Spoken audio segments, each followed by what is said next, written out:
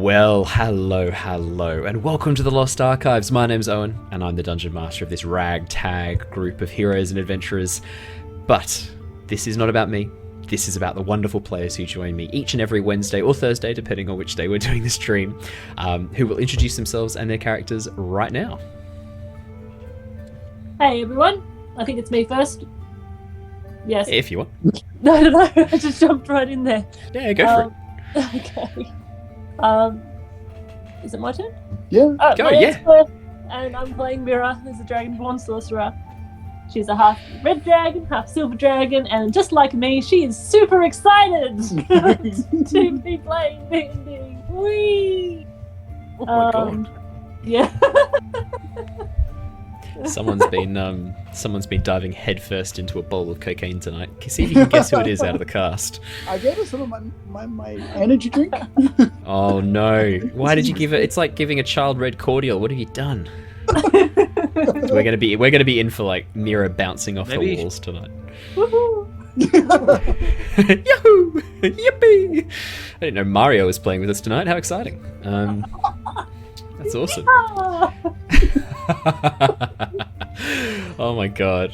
All right, please, Michael, introduce yourself and your character before she just starts killing a whole bunch of Goombas and eating mushrooms. Sorry. I'm composing myself. I'm Michael, and I'm playing the Warforged Artificer, Lockie, who has found himself after leaving his crashed home behind that he constructed and kept together, and now he's traveling with these guys, sort of getting a feel for the world and maybe bent on a spot of revenge. We shall see. Just a spot. What? Interesting. He doesn't like the dragon cult that took over his old home and ultimately led to its crash. That's fair enough. You don't like the group hell-bent on resurrecting an evil Ironically, god? though, Not yet. we're the ones that crashed your castle. It was overdue for death. It died a long time ago. Oh, okay, good, thank God. Man. Yes, I shall avenge you with them, so then, when they least expect it, I will destroy all of them. When we come across a gelatinous cube, I shall push them forwards 10.2 degrees into the gelatinous cube. I'll move from 17.8 inches, and there we go. And then you will cast Enlarge on the gelatinous cube. On the gelatinous cube. Oh my god, that's a great idea. Okay, well, that's going to happen. It's not That's a good going to happen idea. at some point tonight. That's Maybe amazing. not on you, but like casting large on a gelatinous cube. That's a great idea. In some situation. I'm going to put that one in the back pocket. Tuck that one away for later. Here's a notepad. Jared. Here's a notepad for ideas. Hey guys, I'm Jared. I'm playing the character of Jin. I'm currently masquerading as Illyrian. I was Swabby Seabeard, but I'm saving Owen some much needed sanity because he loves Swabby Seabeard, and I'm sure he was sad to see him go, but I think there was a little part of him that was wishing for me to go back to dry land. Can you save Swabby Seabeard for our Sea of Thieves streams when we're doing the Sea of Thieves? So you want me to be Caribbean. Swabby Seabeard? Yeah, I want you to be You'll Swabby Seabeard the return entire time that we do Sea of Thieves. Yeah, okay, I'll give it a go. really, actually, maybe Friday night I'm free, Owen, so just nudge, nudge, wink, wink, say no more. I'm not Friday night, but I will be in the future. You bastard. Anyway, so yeah, I'm playing Jin though. So I've been doing a lot of espionage, a lot of politics. I'm the hacky sack master. No, you call me sack master. I am the sack master. Yeah, that's you. Yeah. And I think I'm just going to leave it at that. I think that's a good way to end it. Fantastic. And finally, Ali.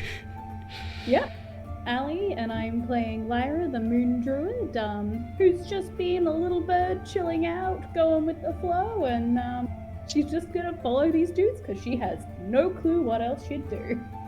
And dudettes. There's dudes Very and fair. dudettes. Dudes and dudettes. I guess in your case, it sort of varies with the Shapeling. Changeling. Apparently, yes. He's a dudish. A dude-ish. Dude-ish.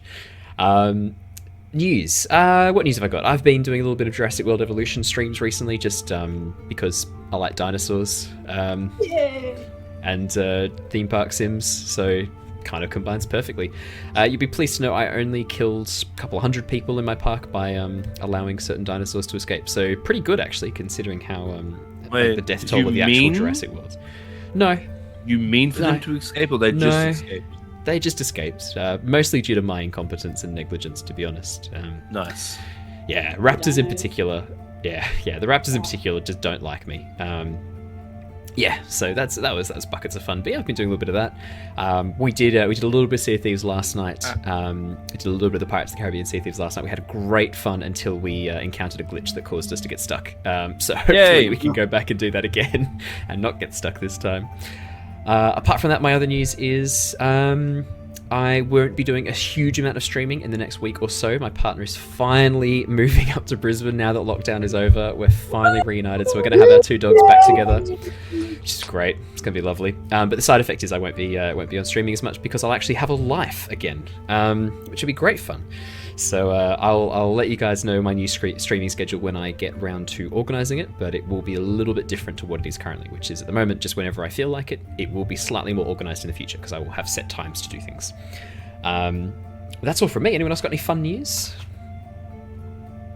We went and No, saw not Hamilton. really. It was great. Hamilton was good. Oh yeah, I've seen. Did you see it? Did you see it live or? Live. Yes. Yep. Oh Yeah. my god. Okay, Well, I've seen the recording. No, that's where we were no last week.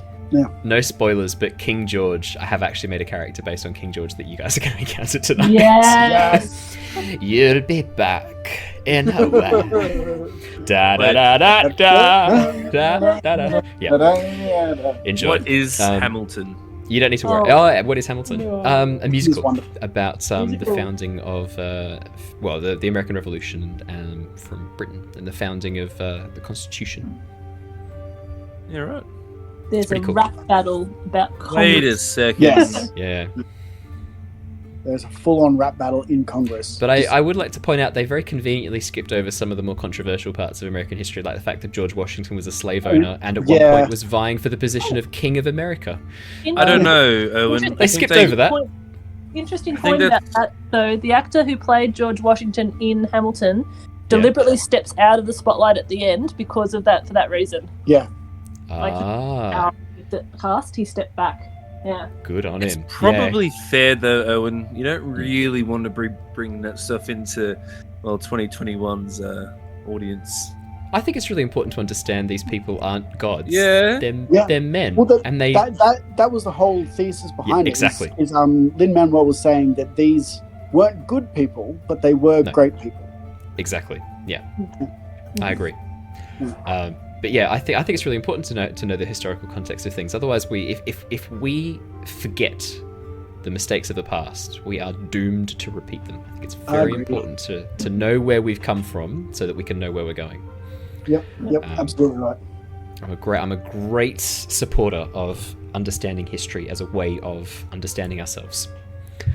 That's actually quite deep. This got super serious and super deep. Quick. We need to have a random encounter with an NPC who tries to sell you some like strange snake oil magic items. Go on, Right, do let it me right now. pull into- What's his name? Oh, no. What's his name? Yes. This is Gonzo Maleki, Okay. which is a small halfling approach. No. Damn it! well, All right. We've already got someone in the comments saying Dan was here for a lighthearted stream. Yeah, no, we're going super serious. We will bring it back to lightheartedness. I'll do a recap. Let's start the D&D stream before we do an entire talk show on our thoughts of history. I mean, look, I'm not opposed to doing that, but maybe not tonight. Maybe we'll save that for a different stream. Right. Let's jump back in. Make Gonzo a thing. Yeah, Gonzo. You've No, I did. redeemed it. Okay, Gonzo's Oh a my thing. God. He has to actually be a thing now. I Yeah, redeemed Gonzo Maleki's a thing. 12,500 points. Alright, Gonzo Maleki's a thing. Let me do a recap.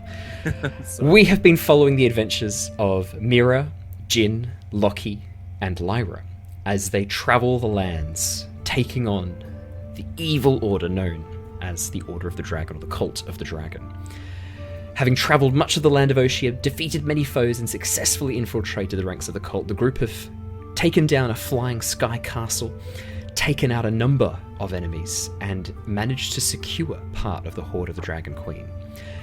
Not knowing their next step, not knowing where they need to head next, the party decided to head to the capital city of Palin to report back to the Harpers, a group of bards who operate as spies and intelligence gatherers throughout the land of Oshia. After arriving in the city and travelling to the Bard's College, the group took a moment to pause and have a moment of brevity before they head back in to actually discuss the serious nature of their work. We found out that Jin was a master of the hacky sack, or known as the sack master. Mira and Lockie had an interesting chat to a figure, somewhat mysterious figure who had a strange sort of timbre and rhythm to him, before meeting up with a familiar face to Mira and Jin. Susurrus, a tiefling member of the Harpers who had sent Jin to go and join the party, and that's how Jin actually ended up with the party and travelling with them, came and snuck up on the party while they were enjoying a bit of time on the campus grounds, and after a quick chat, led them through the tangled networks of corridors and rooms towards their secret hideout inside the Bard's College of the Harpers. We left off as the group were passing through into the secret hideout. Susurrus, as she approaches a large stone door, Susurrus sort of moves around, like laying hands on a number of different statues and symbols. Jin, you know that there's a series of codes that need to be entered by basically pushing on a series of stone slabs in a particular order in a particular amount of time to allow the door to be pushed open. But you see Susurrus is doing the classic thing of looking like she's pressing more stones than she needs to, or pretending to at least, to try and make it harder for anyone who might be watching to know exactly what she's done to copy it. If she was being spied upon, it's a way of preventing anyone else getting access. This is standard protocol, and you are supposed to do this as well every time you enter and leave. Is to do this sort of fake out of stone buttons. Only some of them are important and only some of them are necessary. Cool. After a few moments of pushing on these things, she's had a little bit of a look around and then leans back on a wall which swings open, revealing quite a dark corridor beyond that curves down underneath the earth. All right then. Care to follow me? It's less dark than it looks, I promise. It looks quite quite confidently I'll stroll through, because I obviously know what I'm doing. Absolutely, just walk down the corridor. As soon as you enter in, your eyes very quickly adjust, and you see that the floor itself has been made of this beautiful crystal marble. So basically, the marble itself has these veins of crystal through it, and as you step on it, it begins glowing very softly, creating a very gentle blue light on the pathway in front of you inside the room. You would know, Jin, that this quartz is glowstone, and it is used extensively throughout the Harpers.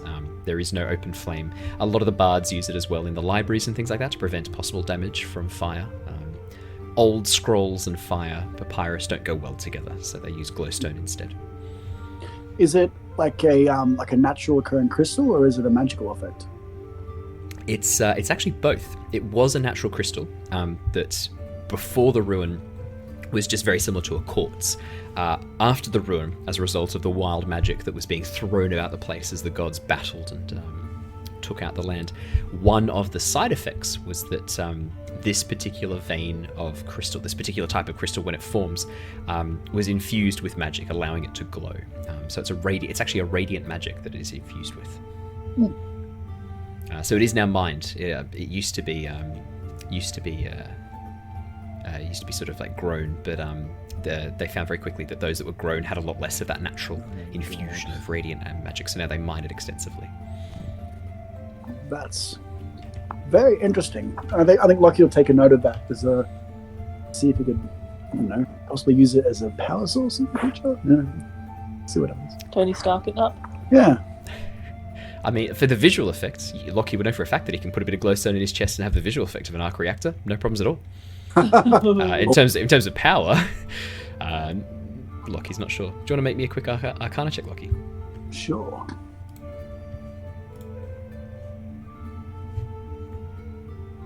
While you're doing that, 10. You know that it is not an effective power source. The magic that it gives off is incredibly weak. It's just enough to light things. Okay. Alrighty. Yeah, as you guys move in, Susurrus waits by the door until the last person enters, has another glance around sort of suspiciously, and then leans back and closes the wall behind you. For a few seconds, the corridor is plunged into darkness before, again, the light from the stones and your natural night vision starts to kick in as your eyes adjust to the dark. And you see a long corridor stretching before you with a very slight slope downwards. Susurrus sort of waves you forwards. Go, go, go, go, go. Down you go, down you go. We're not just going to stand in this corridor all day, please. After you, I can't see. Oh no, it's not that dark. I know, but I'm just like, this is... So Jin's currently striding out in front, as he's just like, I'll show the way. Okay. I'm probably sort of, as I'm moving through, I'm sure I'll see like a familiar face there, give a bit of a wave, bit of, finger guns and all that sort of stuff. Not too into the common room. Absolutely. Right, not so much in here. The corridor itself is it goes on for another 100 meters or so before it then begins to curve up and then arrives at a spiral staircase leading up. And at the top of this spiral staircase is the basically the College of Whispers, where the Harpers have their secret hideout, and the common room for the members of the Harpers is literally just up the spiral staircase. As you sort of file into this room and reach the bottom of the spiral staircase, Sustra sort of moves to the front and begins like leading you up this stone spiral staircase. Cool. The room you emerge into is beautiful and opulent. Large leather lounges sprawl across a open, freestanding floor plan. Bookshelves filled with all sorts of forbidden knowledge, ancient tomes, and copies of some of the rarest manuscripts on the planet, or are there copies? Fill the shelves all around. You can see a number of familiar faces, Jin, as you head upstairs. There are the two halfling twins, Des and Sed, who are very well known as intelligence gathering masters. You can see there is the Aarakocra, an Aarakocra Warlock, who refuses to share any information on his patron.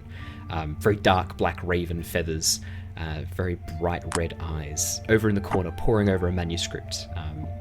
You don't know his name. Everyone who refers to him simply calls him the Crow. He has not given his real name at any point. For protection, he says. He hasn't said whose at this point, though. And then you can also see there's a water ganassi, who you know as Mistra, who is incredibly bubbly, but is a master of disguise. She was an actress for many years before joining the Harpers. And you can see that she's practicing, there's a mirror set up and some makeup, and she's trying on some different disguises to see if she can get a new look. Potentially some sort of infiltration mission coming up in the future. As you reach the top of the stairs, a few people sort of look over and give you a look and a nod, but not really say much to you.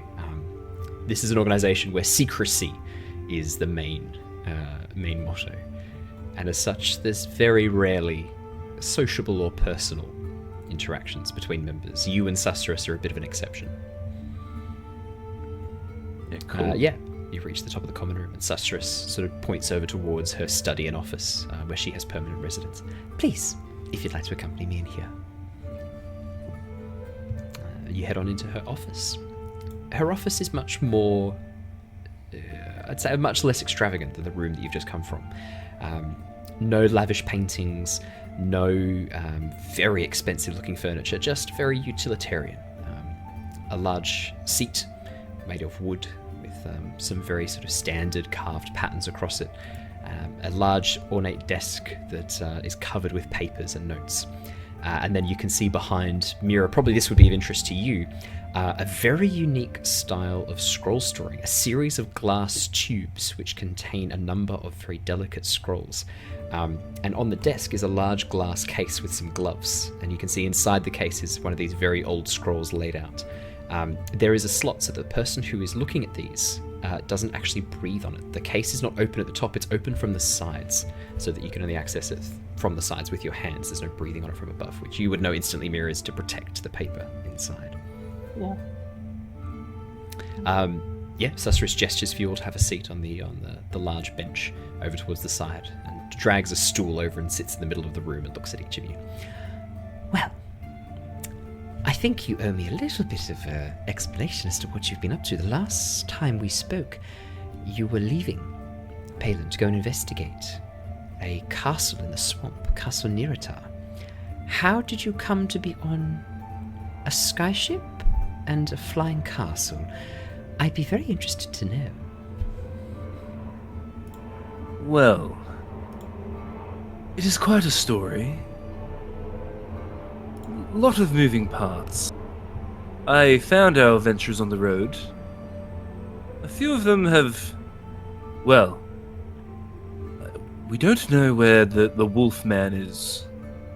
He's disappeared. Our other friend has come to the city. Actually, I have some news on that front. You might not be aware, Azure only spent a couple of hours before he boarded an airship back to Oxenfurt. Something about needing to speak to his brother. Oh. I'm assuming he's off to go talk to Leosin. I just roll my eyes at the fact that she knows everything about everybody. I guess Claire's the only one that really impacts on now, because you're the only original founding member. I was just going to ask her, did you have any word about anything Leosin has discovered? He said he was going to do his own avenue of investigation.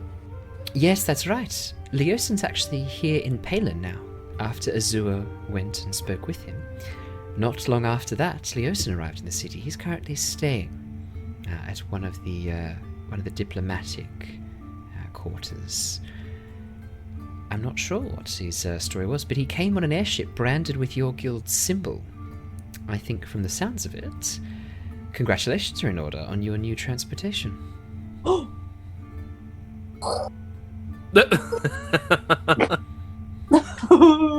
have an airship? Spoilers. That was Claire squeeing, not Mira. Was it though? That was it. It seems an airship has been purchased or acquired by some other means, and it has been branded with your symbol. Nothing crazy. It's not a passenger airship, just a large brig. But looks like it should be quite zippy, should the need arise. What is the propulsion matrix for that vessel? Oh, you'll have to speak to Leosin. I haven't seen it myself. I've only heard whispers that it has arrived and it has your symbol on it. We shall have to absolutely speak to Leosin. That was not I was not informed. That was not on the inventory. That was not in the records. That's a surprise. I'm not really used to surprises. That's news to me. Surprise. I just look at her with the Dragonborn, just blank expression. She meets it, looks at you, and then looks at the rest of the party. I have had some other news. One of your previous companions, Emmerich was his name? Oh, yes. Yes, he also travelled to the city of Oxenfurt, and then left your guild rather hurriedly after. Oh no. Who was after him? Anyone was after him? Well, I heard tell it was actually your guild. Oh. Apparently, a bounty's been put up for an act of thievery or theft. Yes, an item was taken. Something of quite significant value, I've heard. Oh, just how many significant items? I heard item, singular. Great. Excellent. Sounds like you know what this might be, Mira. I have a Care feeling. to enlighten me? Oh, just some spoils of our past mercenary types. What spoils are they? I can't. Surely you can. I've great friends have been on the road for so long. Sure, you could tell us what it is. I can't be sure myself. I need to get in touch with our other caretaker. We have a caretaker at the guild. I've forgotten his name. Newt Scamander. Nucius Salamander. Nucius. Has there been any word from Nucius? Who is Nucius? Oh, he's our caretaker. Caretaker for spoils of combat. Spoils. Interesting use of the words. Just the ground. I think I have heard of someone called Nucius. She sort of moves over to her desk, pulls out a folder and begins flipping through. Ah, yes. He was in Palin for some time. Had to leave as a result of a mandrake escaping. And a basilisk. Interesting. Why would you have interest in someone who has a specialty in the understanding and care of magical creatures? You have dragon eggs. Is the only explanation. That's an interesting. Oh. I did not thoroughly check his CV, I guess. His That is references very- were excellent. Mira, I make believe me there a is a- deception or persuasion check, your choice. Yes, this is like I get to very rarely do these. But... I've already rolled an insight for her. Oh, great! Sounds like it's high. I love that this is finally starting to actually eventuate. You can get flash of inspiration, of course you can, for her deception. I'll you can say- add a- I believe that your logic is flawed. If you know that there was a theft of an item, it seems a strange conclusion to jump straight to a dragon egg. There are many creatures. Absolutely. So 14 total for your persuasion check, Mira. Is Yeah. that correct? Yeah. Well, my logic would be flawed if it wasn't for the fact that your group has dedicated themselves to tackling a group known as the Order of the Dragon, and the last stop you were on before you went back to your little clubhouse was a dragon hatchery. A plus B equals C in this case. Wasn't a great leap of logic. Interesting. Unfortunately, her logic is sound. Sorry, Mira. Thank you, Lockie. Lockie's just like, yes, that computes. Interesting. So, how many dragon eggs did you acquire? Surely not just the one. Because you said items when he said he'd gotten away, which means there's more than one. That's another logical conclusion. Yes. Funny how these things just fit into place like puzzle pieces, isn't it? Actually, it's an equation, but yes. It's almost like you don't trust me, Mira. Have I not proven myself trustworthy at this point? I have not withheld anything. Well, that's You can a blatant appreciate falsehood. as a diplomat and politician yourself. I'm sure you can appreciate the subtle situation we are in. I was Indeed, I going can. to It is not do the wise. right people at the right time. Indeed, it is not always wise to disseminate information far and wide. Sometimes information has its power from being kept quiet and kept secret. And I I will- also assumed that eventually you would rule out something. So You have Yes, that is what I'm. skills. That is what I'm quite good at. I will respect your wishes in this case. I apologise. My curiosity got the better of me. It does often get the better of me. I am If sure you that feel in like the I'm right trying. circles you'll hear about this again. Well, I'm hoping that we can keep this on the quiet. You do know what will happen if certain people hear that you stole dragon eggs from a hatchery. The dragons guard their young jealously, carefully. If you have taken eggs, I can promise not just the parents, but any dragon who hears will be very displeased. That is why I believe I need to speak to the right people. I believe Yes. that my old colleagues, and particularly the ones that are sympathetic to our cause, might be interested in this information too. Yes. Might I make a suggestion, if it's not out of turn? No, of course. You need to take those eggs to the embassy of Velixer. The Dragonborns and dragons there can take very good care of them. They can keep them away from unsavory influence, which is, I'm sure, your intention. But I really, really recommend not mentioning that you've had them for this breadth of time. Imply that you got them from the castle and you immediately took them to the embassy. That would be my recommendation. That was my plan. I was wondering, though, if there was any factions within the dragons or Dragonborn that might be more sympathetic should we have possession of such eggs. There If they are. hadn't already been persuaded to our cause yet. Just a little There hangover are from my members. past life. There are members. There is a faction within the politics and the political circle of Elixir who believe that the Order of the Dragon are not acting in the disinterest of dragons. Some feel like they have taken a back seat and let the lesser races take over. You know the strict immigration policy for Velluxur, only dragons and Dragonborn can stay there. This faction are pushing for a complete barring of the continent. No visitors of any other race. Velluxur for the Draconids, as it were. This group are not fully opposed to the actions of the Order of the Dragon. They choose not to look at the fact that they're attempting to resurrect Tiamat, which would be universally bad for everybody. They believe it to be impossible. In their arrogance, they think the seal is unbreakable. So what they see is a group striving for power for dragons. And for those who seek power, what they're doing can look rather attractive from the outside. Perhaps they'd be less sympathetic if they knew that they were hatching and raising black dragons to be servants of their cult.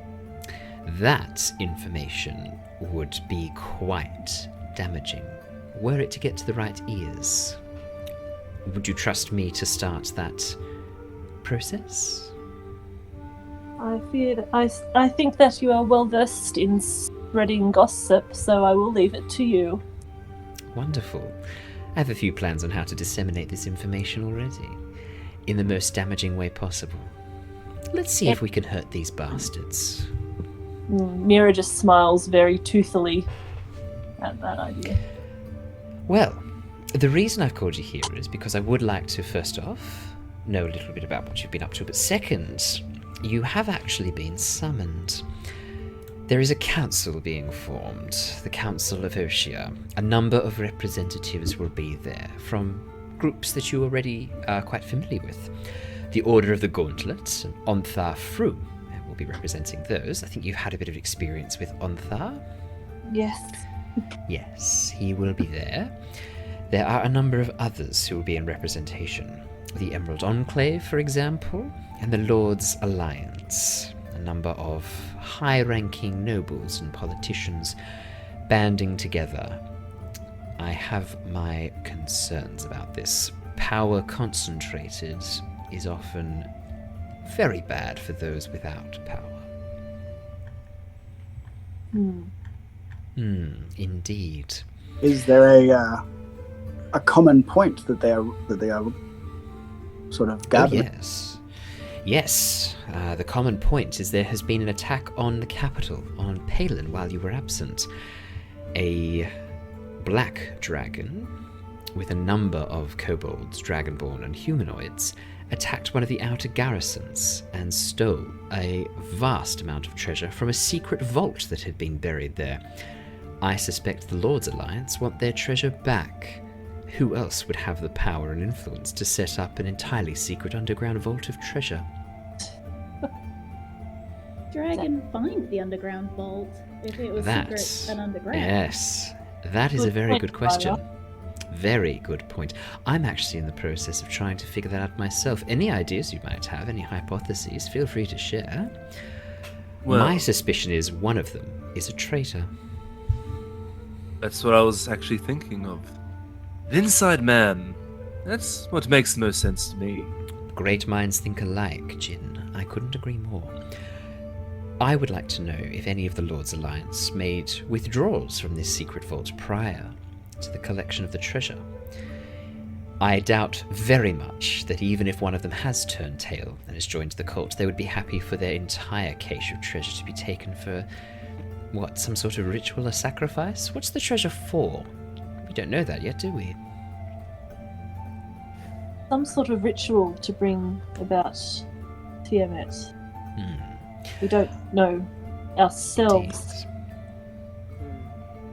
Well, that's something. If you have some time and you feel like you can be bothered, I wouldn't mind you to look into that for me. See if you can figure out which one of them is a traitor. Shouldn't be too hard. They're all politicians. So they're all traitors. That's a good point. Yes, hadn't considered that. You can always trust. No. Speaking of, Lyra, I did ask you before when you were in your bird form. Tell me a little bit about yourself. I could only find very, very few mentions of your name from a very long time ago. And I hope you don't mind me saying so, but you look very good for your age. You don't look a day over 30 or 40, yet if my records are to be believed, you're well into your hundreds. Care to share? 600, I think. Yeah. Yeah, I Good went eating. away for a bit. Daily exercise? Infinite sleep of semi-sleepness, watching the world go by, the usual stuff. I'm sorry, what? You know, come on, who hasn't gotten themselves accidentally stuck in a gem and then sort of been in a state of pseudo-sleep for 600 years? I mean, come on, it happens to everyone. Susurrus raises her hand. I can't be the only one who's not been through that. That's not a universal experience. Sure it is. These guys weren't surprised in the slightest. Well, I watched it happen, so no, my surprise was limited. See? I thought they were an enemy, Right. Who- like a guardian of the treasures found within. What treasures would those be, Jin? Swell. Something Those very are- interesting. We know that treasure was being taken to the castle, but it seems like there's not been any found on site. Nothing compared to what's been taken from the surrounding towns. Where could all that gold have gone? She glances down towards your bag of holding. I probably wouldn't have that in front. You showed it to her last. You showed it to her last session Yeah, and you showed did. it off. I have a bag of holding. Ah, Sorry. well, there was only a little bit, and this one popped out of a gem and has now appeared in front of us. Okay. As for the treasure, yes, there is something I to give- discuss. I give Jin a significant look. My lawful goodness is shining through my skin right now. Can you describe the significance of this look? Can you It's- so describe the face? Like what Basically- like eyebrows up, eyebrows down. Eyebrows mouth, out, mouth. like kind of like We should tilted say head, like we should mention we should show the treasure. Is that what you're saying? You can, yep. Basically, Mira's like, well, we were going to give some of it away to rebuild the village. He sort of just blankly looks at you. Susurus turns her attention back to Lyra. So, tell me a little bit about your circle, Lyra. I'd love to know more about where you've come from. Perspectives from before the ruin are so hard to come by these days. It might be a kind of a hard thing to talk about, just because we didn't really have a space or a certain number of people. We just kind of did our own thing, worshipped the moon, turned into animals, like, you know, standard moon circle stuff.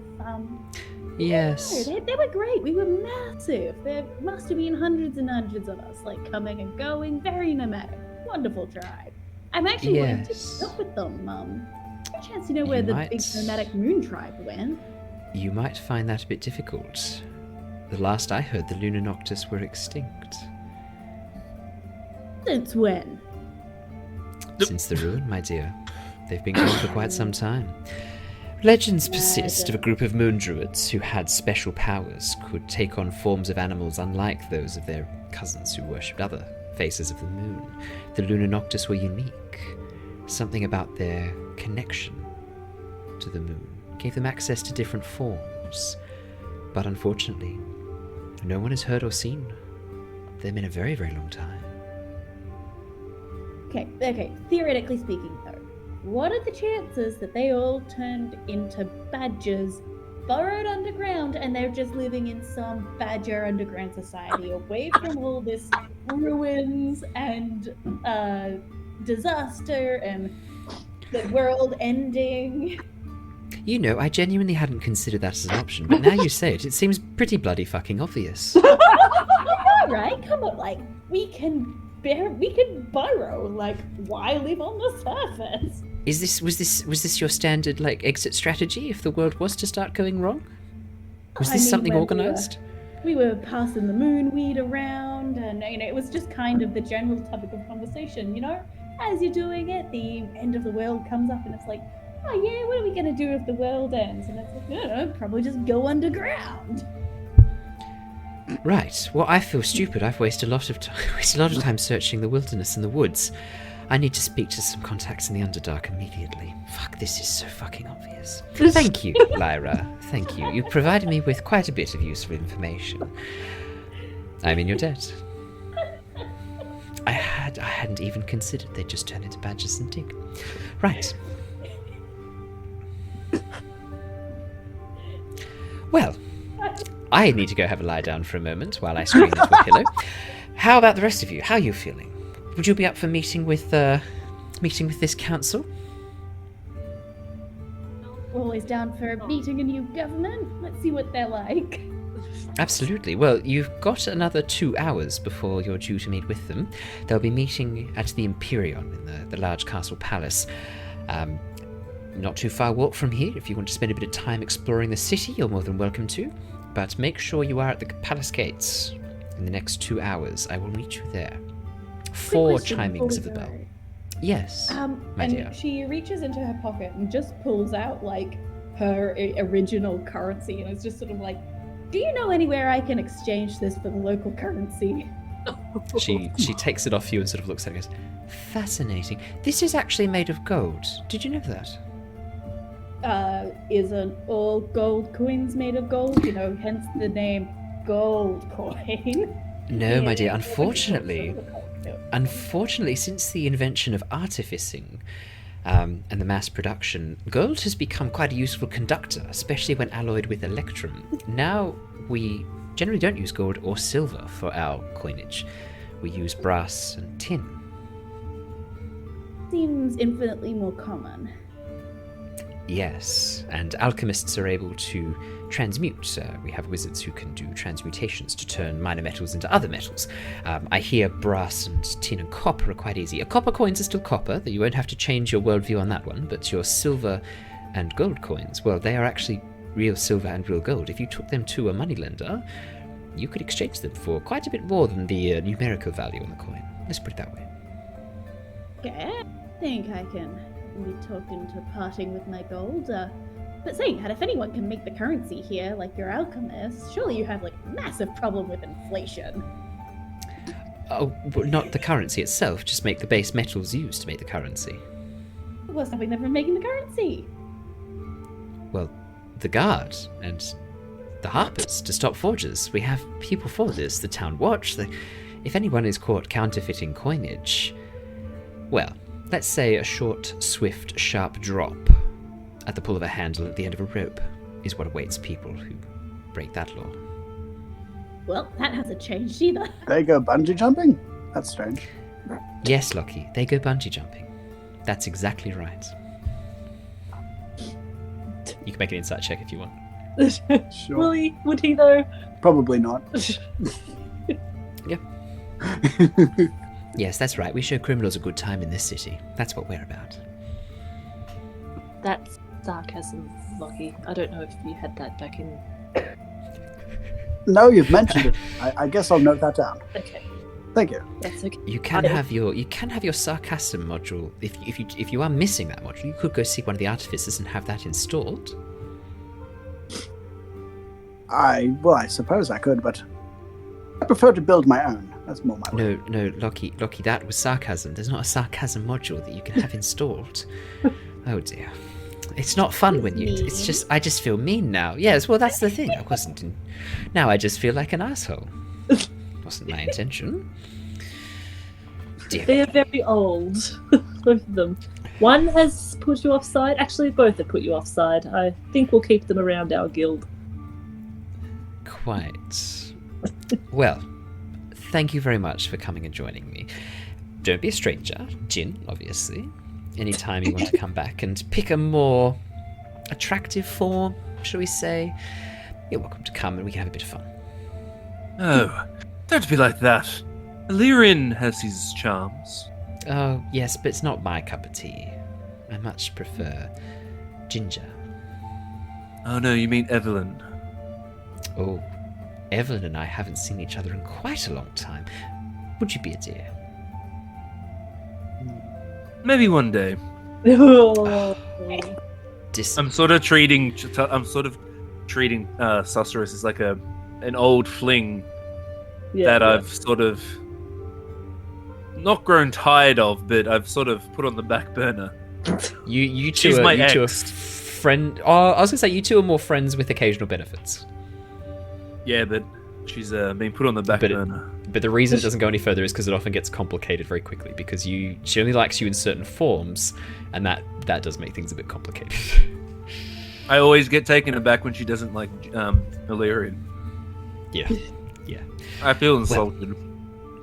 Or getting an insight. Yeah, but she doesn't understand because she can't understand what it's like to be a changeling and to have no set identity, to be a whole series of identities. It's not something she understands.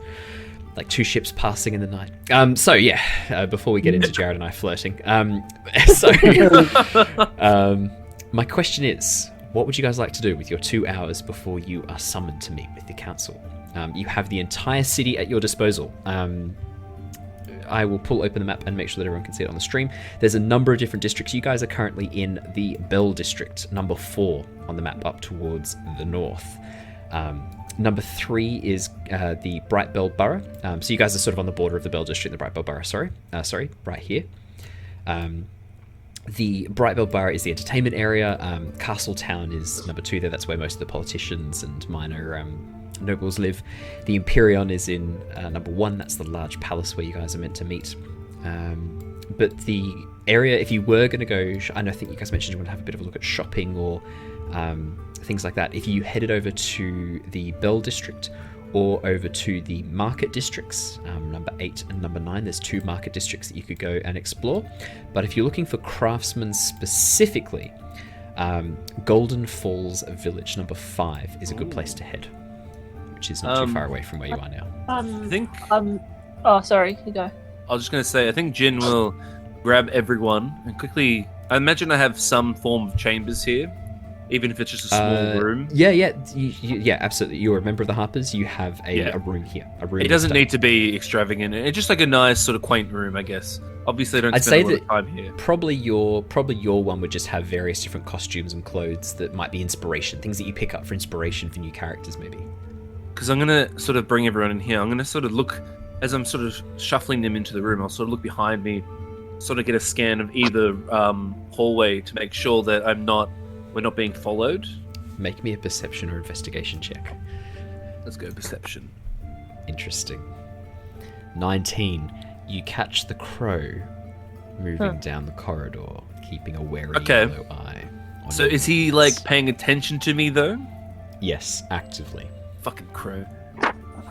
I've never understood him. No one just understands him. He's a weirdo. He seems like a very strange figure. Yes, He wants a friend. a little bit. What I'm going to do is quickly... Do I have... Damn it, I don't have them in my inventory. Would you like a distraction of some description? No, not a distraction so much. Maybe just like an early warning detection or something. Just so we don't have any unwanted guests. Okay. I have snare. Could do a snare. I was thinking something along those lines. Do you reckon I'll be able to rig up either a little like a bell system or alarm, just something quick and dirty to let us know? Oh, actually, here we go. If I were to get a string or rope of some sort, attach it to the top corner of the door, so if it were to be pushed or shifted, then it would swing out and like wrap against the door, or if you opened it fast enough, would bonk someone in the face or something along those lines. I'd say that absolutely. Or what you could also do, if you want to be even more simple, is you could just have a piece of thread tied to the door that you then hold, and if the door opens, you'll feel it. Perfect. Maybe we don't need to bonk people in the head. Lockie. Why not? It would distract them for the moment, and you'd be able to at least charge them if you need. Yes, but I just want to know if anyone's coming. I don't want to hurt them per se. Okay, well, how about this then? I'll go outside. Lockie I'll does. touch- Fucking T2 Terminator over here wants to target Lock. I'll put up a couple of little ropes, so if someone tries to either shift the door, move it, or listen by it, it'll, pull on my fingers or something. What do you think? Perfect. Well, No. shuffle in. Let's come in. And I sort of shuffle everyone in. I sit them down, and I'll look at everyone and go, well, we have a very big thing to figure out. What to do with the treasure. Yes, that is one thing. I saw your look, Mira. Oh, I was trying to be subtle, and she kind of winks a lot. Yes. Are you doing that thing when you wink with both eyes again? And Yeah. so no one knows that it's a wink? Yes. Maybe try and keep that stuff on the down low when in the presence of a spy master. They Oh, probably pick that up. well, I feel like she picks most things up. We can't really hide much from her, Yes. but she seemed to give us the prerogative to do what we wanted with the treasure. She pretty much knew it was around somewhere, so it's up to us. So, my input, I would love to help out the villagers that lost all their coin and treasures and other such things. And maybe we should give a small part of the treasure back. But I think overall, for the greater good, I think it'd be good for us to keep the treasure so we can become stronger ourselves as individuals to better fight the Horde. The Order. We must fight the treasure. I guess in a way, you are trying to fight the temptation of the treasure. But by spending it, are you getting stronger at fighting the temptation? Who knows? Also, are we gonna get dragon horde sickness with all this dragon calling? That was something that I was always worried about when I was a kid. Like, whatever you do, if you see a dragon horde, don't take any of it because you'll get dragon sickness. Yeah, Lyra, you do, as you mentioned this, very strong memories as a child. There is an actual sickness, a psionic sickness, one that affects the mind, that rarely can infect dragons and pass on to any creature. And it is placed upon objects, and it causes an obsessional lust for those objects. Absolutely, yeah. You absolutely know this is an actual danger of an actual thing that can happen in the world. It's often not known as a dragon sickness. It's known as a curse. People see it as almost it's a magical curse. People see it as it is a psionic sickness. You know that it is an illness, but yeah, people see it as a curse. Yeah, and the temple master, she always used to say that the worst thing is, right, if you get dragon sickness and you add the dragon sickness to your own money, you have to give it all away without telling anyone where it came from. And that's including your existing money, and so that you're broke, and you don't have any dragon treasure, and you have dragon curse.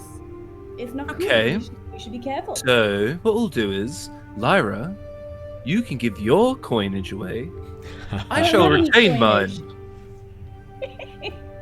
Lyra, do you know what the symptoms of dragon sickness are? Nope. Well, Actually, do you want to make me a nature check? Do you want to make me a nature check? Because it is conceivable that you would, given your history. all right. I'll see if Grandma told me. If I I'm can thinking remember. more you might have learnt during your studies as a druid. You might actually know this, because one of the things you are trained in is healing.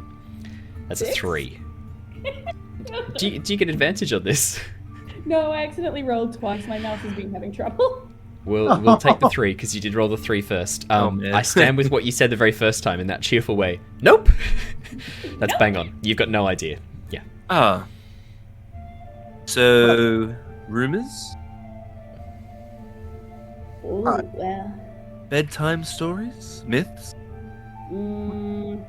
What I kind of remember is it's just this insatiable lust to acquire more gold, and no amount of gold you ever get is enough, to the point where you find yourself stealing from little old ladies and children just trying to buy sweets in the street. So, Because everyone knows children have shitloads of money on them. as Selfish bastards. So as Lyra says this, Illyrian does. Oh, Jin thinks about it for a second. Goes, huh? Maybe I already suffer from that. And then he starts thinking of his gambling problems. Oh. He's like, fuck. Maybe I've already been afflicted with this years ago. I love the idea of like there's this pause and Jin's just like, fuck. He also looks at the bag of holding and the 170 pastries he has in there. But he has no idea how he got them. There's a very rare offshoot of the sickness which applies to baked goods. Oh, I have that in real life. he got late night munchies. I think maybe tried some lunar weed, as Lyra put it. Lunar weed. It's a great Yeah, addition. so- Don't think I haven't noticed that. That's a thing now. Oh, that's cool. Oh, He yeah. will look at Mira though after Lyra's I don't want to be rude, but babblings.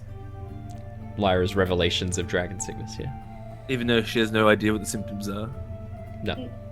So, yeah, he'll look at Mira though, because he's found that Mira tends to just sort of have a knack for these things when it comes to the more political side. Lockie would take this just way too literal. So he looks at Mira and goes, "Well, what do you think we should do with the treasure?" Well, I see your point, Lyra. I think we should return some of it to its proper owners. A lot of it will not be able to be traced at all. And there is opportunities here for, bribes, potentially. See, that's kind of what I was thinking. So dragon sickness, here's the thing. What they were saying is it's kind of all or nothing. So it's like, give all of it away or keep all of it. Like, because just giving some of it away probably won't have much effect on the curse, which means that we'd have more money to pay bribes. I'm going to say that with your 3, Lyra, that's exactly what you think. So, but if we give a little bit of away, doesn't that mean that we're not under the effects of the dragon curse? Because we would actually want to keep it all? I think this is a moral question rather than a medical question, let's be real. I think we have 5,000 gold. There are 4 of us. We each get 1,000 and give 1,000 back. I think that sounds pretty fair. And then there is also 100,000 SP. So maybe we get 20,000 each and give 20,000 back. Mhm. And then 500 CP, 500k, give 100k back. There's also 10 platinum, 3 platinum bars, 10 platinum each. I think we'll probably keep those as incidentals. We don't Yes. have to directly split. Although, if you did want to directly split, then we could do, what would it be, 2 per person and then 2 back? I think we'll Those, keep them. I think we'll keep the platinum bars as a party fund, maybe, for anything that might come up in the future. Otherwise, we all get personal coinage of 1,000 gold pieces each, 20,000 SP, and 10 and 100,000 CP. So copper pieces and silver pieces. Yep. I think that's a good way to go. Where is I my... like it. That seems legitimately fair. So, what was the final loadout there? What was that? Sorry. What was the 1,000 final? gold, So 1,000 gold. 20,000 silver. Yep. And 100,000 100,000 copper pieces. copper. That's a lot. We might keep the copper in a party fund if you guys. Yeah. Even yeah. the 20,000 CP is a lot, actually. Maybe we might exchange it when we go to exchange Lyra's coinage. Good idea. Absolutely. So where did you guys want to go next? Did you want to go try and find Leosin or go check out the airship? Did you want to go shopping? Did you want to do something else? Take me I through think- it. What do you guys want to do? I think Mira would like to go to the embassy, the dragon embassy. And you can come with me, or I can just go by myself. Sometimes this requires a subtle hand. They are kind of racist, as I think you've probably. Well, Yes. would you like some backup? I could always go as a Dragonborn myself. Yes, that's true. That- I believe I am very subtle, but I will not go on this quest. Yes, I will say this actually, Lockie, you are a master of deception and stealth. Did I do the sarcasm right? Oh, you yes. were doing sarcasm. I He tried. was trying the sarcasm. Did it work? See, now, the issue there is, if you were a master of deception, disguise, and secrets, and all that other such things that you pertain to be, you would have just rolled with it. I was just You're saying, getting there. Okay, I'm terribly confused. I will try another time. That's not compute. I give him a pat on his I don't know what his Very processor. unsubtle metal holder. Yes. Yeah, I'll pat one of his gears in his shoulder or something. It's like a sign Pat one of his gears. Yeah. I like it. That's one's ticklish. Oh, sorry. What about this one? I start patting the one above it. That's much better. Yes, thank you. Ah, yes. Okay. Okay, we'll continue on. Okay, Owen, so- just a quick question. No one actually Yeah. ever triggered the door? No, that whole time, no one triggered the door. Okay, cool. Can I sneak up to the door and see if anyone's standing there behind it? Yeah, make me a stealth check. Absolutely. I'm trying to be my best spy. Mhm. And I get a I love it. 12.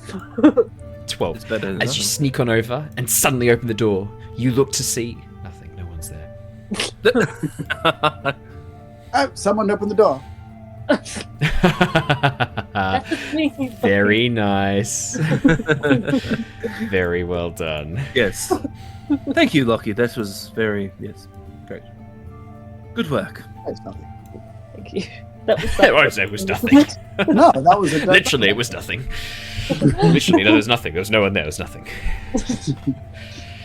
Well, Amazing. yes, I would think that I'd like to do that. At some point, we should probably catch up with Leonos, and you don't know him, but he's well,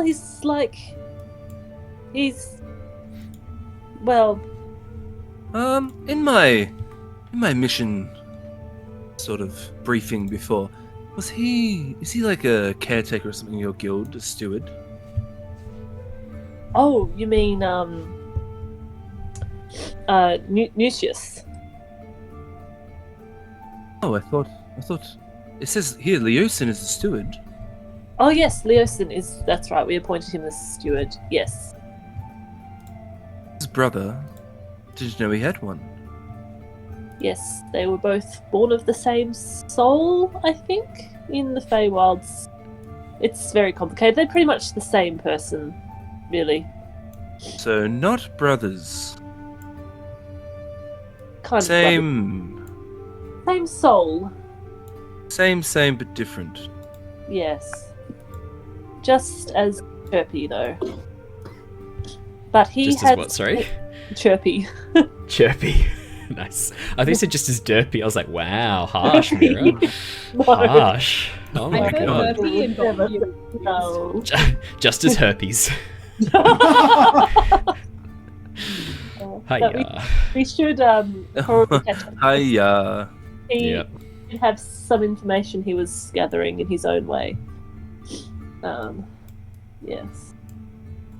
Well, a lot to do, it sounds. Is there anything that we need moving forward? I understand that you possibly need food or supplies or stuff.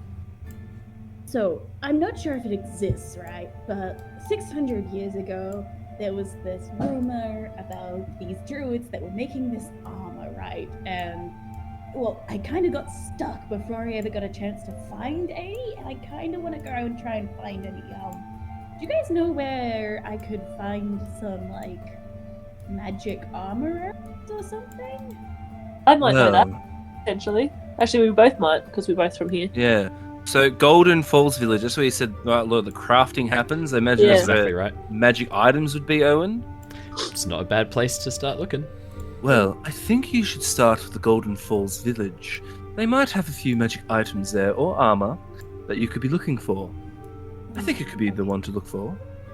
Yes. Well, I That's certainly one idea. said that. That might be something you're interested in, Lockie. Yes, of course. Also, do you know of any like workmen that would work with like small? How do I say this?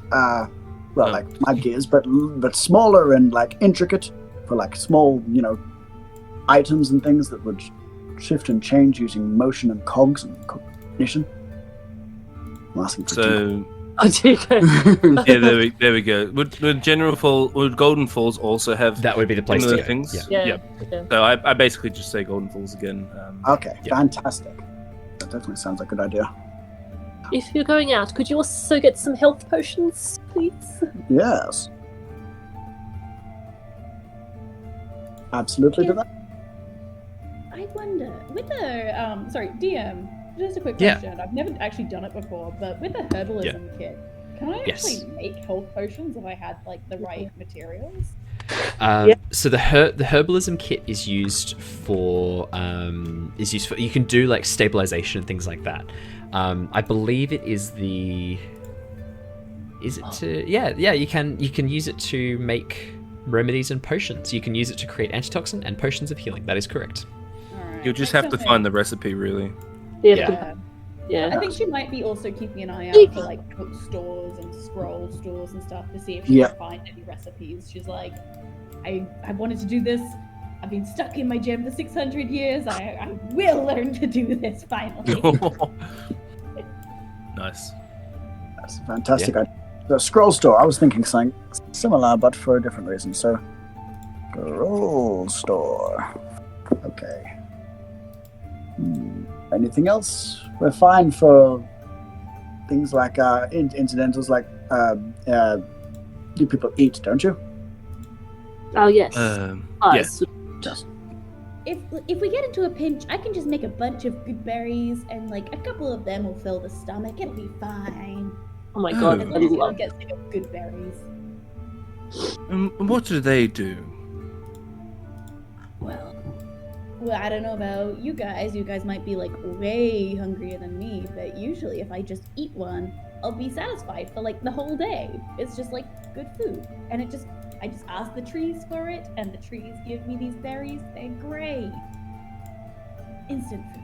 Oh, I'm not really used to taking strange food from weird trees, but yes, You that should could try be it interesting. sometimes. They have some Yes. stories to tell. The two city kids look at each other and go, okay, sure. Sometimes they make you hallucinate. I sort of, as she says this, because she's been going on about like dragon sickness, but having no idea what it actually is, and she's been like, and then I sort of look at Mira, and I just sort of do like I get my finger and near my ear, I sort of do circles, like oh, this girl crazy. Oh, that's a bit harsh, isn't it? No, I'm I love joking. it. I love it. No. It's a bit crazy. She's also been stuck in a thing for 600 years. I That's think that'll right. make anybody go crazy. Yeah, it's very fair. Alrighty, so what are we doing? Talk me through. So who is going where? And I will figure out who we want to do Sounds first. like most people want to go to the Golden Falls village. I shopping. don't know what Mira wants to do, but Yeah, I thought, do you want to go with me to the embassy? I can go to the embassy. Yes, we'll do. I Yeah. think that's better. Both have two people in either spot. Yeah. Yeah. Because it's not, Oh. I know we had to split the party, but I feel like we're safe.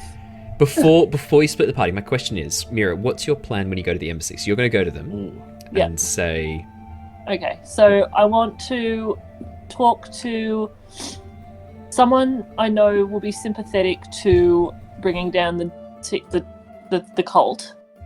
So potentially is it chromatic?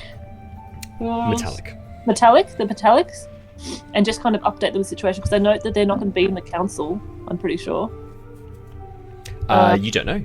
I They don't know. might be. Oh well, I will like to check that because I feel like they should be involved, and also just kind of update them, and also try and raise this thing about the dragon eggs because Mira feels Okay. like she needs to give them to. So my question is, so you're going to go to them? So because I want to do Mira's conscious mind because you would know some things before you go do them. So you're going to go tell some dragons that you've got dragon eggs no. hidden away in a location. Actually, is Mira freaking out a little bit at the possibility of Emmerich stealing a dragon egg? Yes, that is why she's going to go and tell the ambassador that, because the thing is, these dragons, like, they're quite precious to the Dragonborns and everything. Like, they're a conscious race, and so stealing their eggs is like stealing children in. Yeah, It's exactly stealing children. I love that. so- Yeah. I asked Owen to do this like a month or two ago. Yeah. I remembered. So- Awesome. I noted it down. This has been happening. I've just been waiting for you to talk to someone so that you Fuck can yes. learn what Yeah. you've been doing. So she feels like they need to be returned to people who will, you know, be able to actually look after them, and also potentially use them as a political tool, like I was saying before, like she was saying before, if you could tell them, like, use them as kind of moral leverage against the factions of the Dragonborn who may be kind of sympathetic to the cult, and say, look, we rescued these, you know, children from being born into slavery for this cult, basically, is what she wants to try and angle it as. Yeah. I would say that Mira, could you make me Yes. a insight check, please? Oh, okay. Not the best. Yeah, insight check. Oh, not bad. 14. 14. You're now drawing upon your knowledge of political intrigue as you think and plot and scheme about how best to get the dragons on side.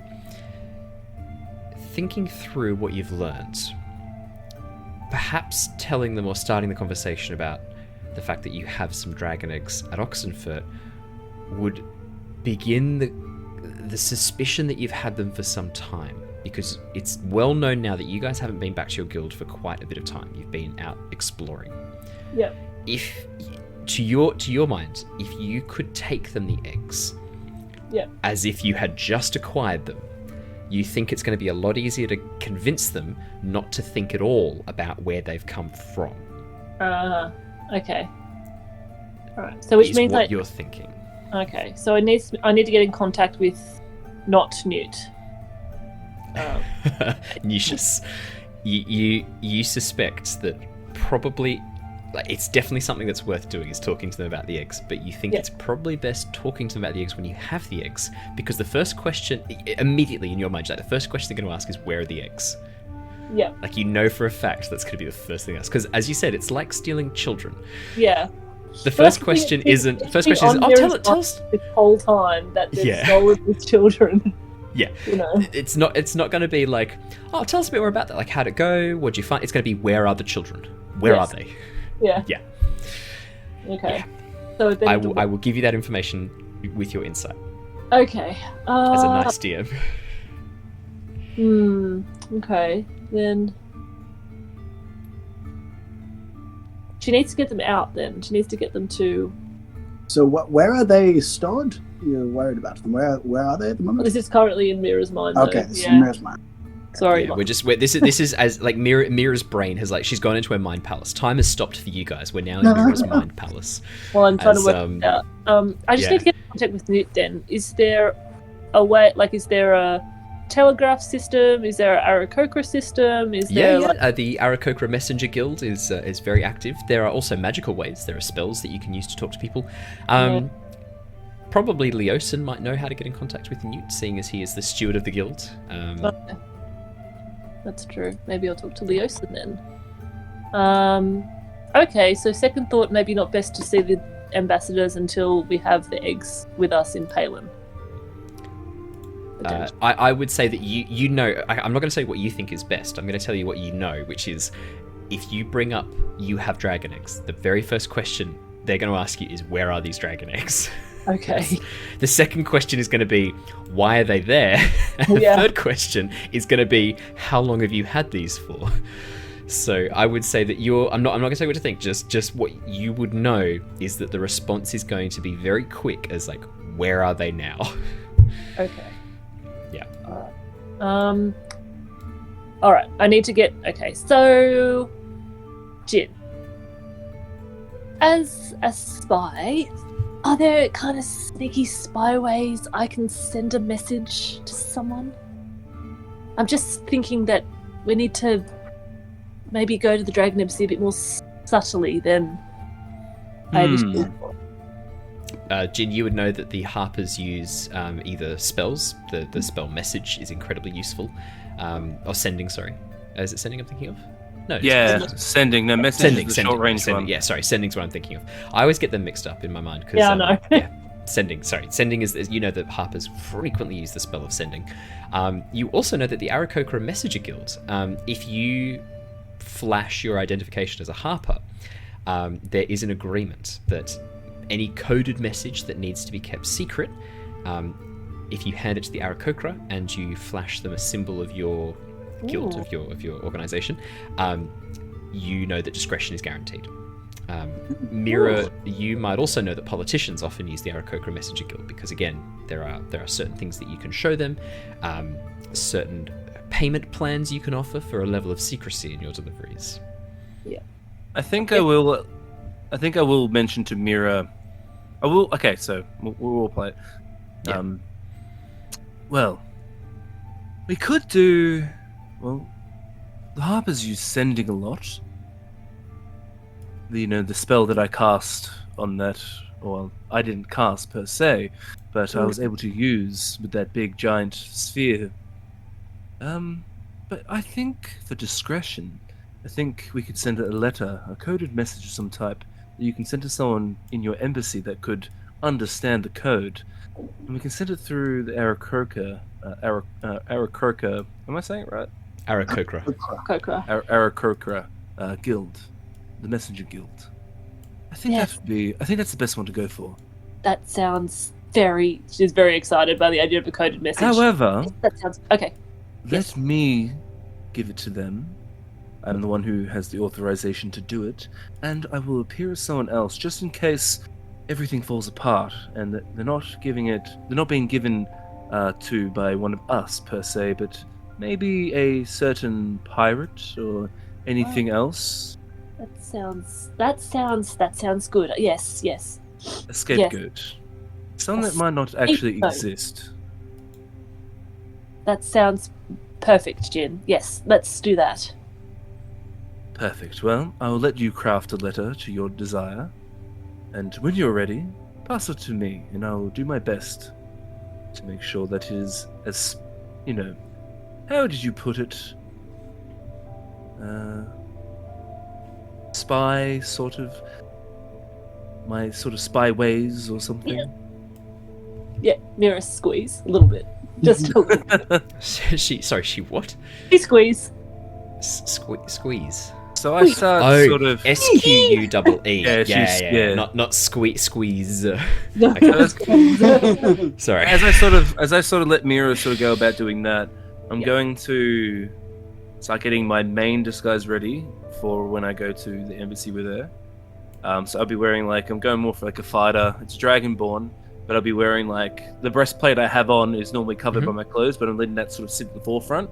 And then other robes and stuff will be around that to look like a sort of fighter that has a bit of wealth behind them.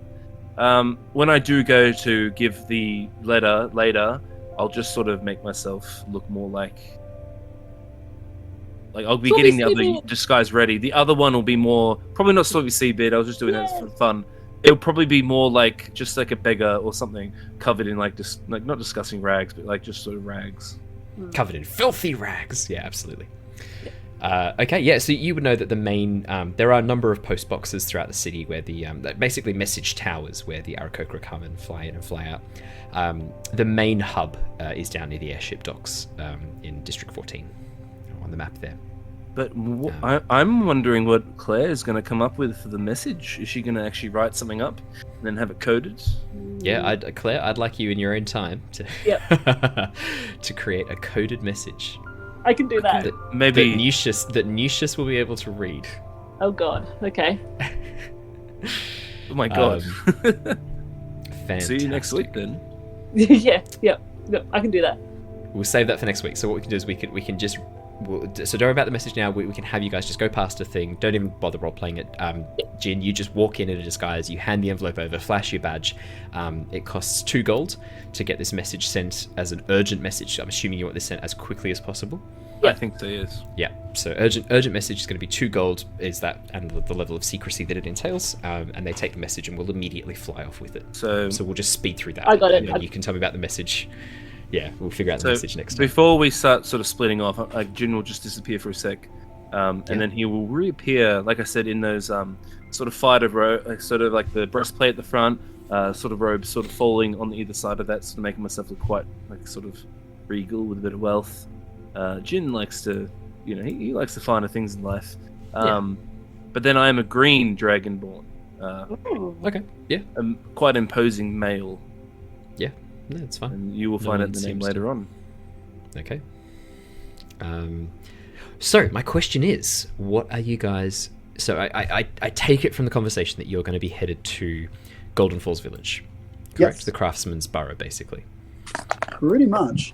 So Lyra's made us make a fantastic. shopping list. So I'll say to Lyra and Lockie. So I'm the Dragonborn now. Well, we'll see you later on. Safe travels, and we'll catch you a bit later on. Yes. See some sights. This is a beautiful city. It's modern for you, I guess. And what time and where were we meeting again, and what direction do I have to walk to get there? 2 hours at the city gates, I think. I'm assuming there are many gates, so like the top one or the bottom one? I do Owen? love that you guys are splitting the party and you're putting the two people who are out of time and have never been to this city before in one group. Oh, Yeah. And you're putting the two people who know the city really well in another. so And what I you're might telling- say, You're telling the group to meet at the city gates. what I'll tell them, I can't see the map at the moment, sorry. Owen. I can't- that might be a little bit more harder. Maybe just stay in the Golden Falls Village. Is there like a central garden in the city or something?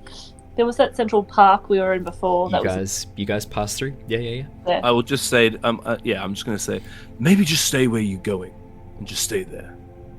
Okay. Oh, we won't be able to find them. Yes. Maybe, just those gardens that we were in before. We could meet there in an hour and a half. All right. By the Do, garden. do you know how to get there? Well, I know the cardinal directions. That's not difficult, and I know that we are near the north of the city at this point in time. So I'm guessing we need to go more south. He sounds pretty smart. He can figure it. Harry will Besides- be hard. I'm sure Us- that's really nice. Yes, they can ask someone. They're all lovely here. They're not actually. They're all politicians. But part of the fun is getting lost in a new place, isn't it? Well, where are we going, Owen? If we're going to this embassy, where in Palin would we be Are you going? still going to the embassy? Is that the plan? Me and Mira will go to the embassy. Yeah, if you're heading to the embassy, that's District 2. That's Castletown. Oh, And okay. The Golden Falls. Which ones were they? That was Number Oh. 5. 5 so over here. Okay, So they're yeah. really close to each other, which is nice. Yeah, so that park that we And were the in is park's right in the this middle. one. in the middle. Yeah, that's perfect. Yeah, absolutely. Okay, we should be good. Yeah. In before they get lost and we never see them again. Oh, you'll see us again. So, we're going to follow the shoppers first to Okay. give Mira Come, and Jin Lyra, a little bit of let's time go to see the think. sights. To think about what they're going to say to the Dragonborns in the embassy. Alrighty, so Lyra and Lockie, as you head out the gates, immediately, the sights of Palin greet you. The district you're in now, the Theatre District, which is the border of 3 and 4, the corner of Brightbell Borough and the Bell District, is packed with theatres, art galleries. There's one of the places you pass is a wine bar that also has a number of books and shelves along the side walls. There's a number of games, board games and card games and shelves as well. And you can see it's called Willows and Wine as you pass by this standout location that sort of catches your eye. It looks to be some sort of wine bar bookshop almost. Oh, I miss it, Owen. Sorry. It's a favourite haunt of Claire and I back when we lived in Melbourne. And where I took Alice for our first date. Oh. What That a looked like a lovely place. it's lovely. But Yes, in you the guys carry on through, passing through into the more residential area of the Bell District, which is sort of a bit more where people, the actors, thespians, artists and musicians live, those who work in the Brightbell Borough. As you head down the main road, you can see there are a number of stalls along the way selling hot food and snacks, various delicacies, manned by all sorts of different people. Palin is a melting pot of a number of different cultures. You can see humans, halflings, half-elves, the classic sort of triad. There are a number of hill dwarves. This seems to be a very popular location for hill dwarves. You can see there are a couple of elves, high elves, and a few wood elves moving around. A couple of dark elves as well, often wearing quite heavy clothing and with sort of larger hats or parasols to help sort of cover their eyes from the sun. I should say in my universe, the sunlight sensitivity is not so much of a thing, because that's a bit harsh.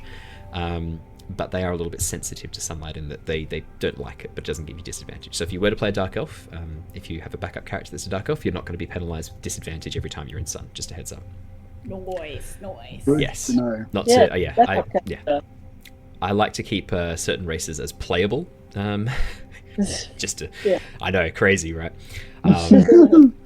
Yeah, number of gnomes as well. You can see that a couple of the stalls are manned by gnomes, many of whom have very intricate contraptions for making snacks. There's one gnome that you pass by who has a large funnel that he's pouring what look to be dried corn husks or dried corn kernels into. The funnel leads into a series of pipes, and you can see there are a number of Bunsen burners set up over these pipes, and you can hear this rattling and banging coming from the pipes as these corn kernels move through this intricate network of pipes.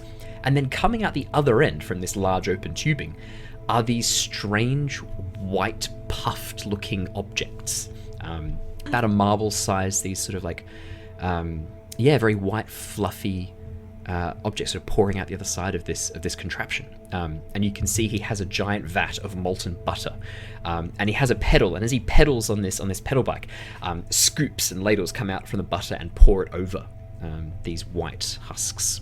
Well, Lockie would definitely be interested in the contraption, not for the food's sake, but for the contraption's sake. Yeah, I see. absolutely. And look at this, Lyra. The heat of the fire is acting some of these strange little beads. That is fascinating. Ooh.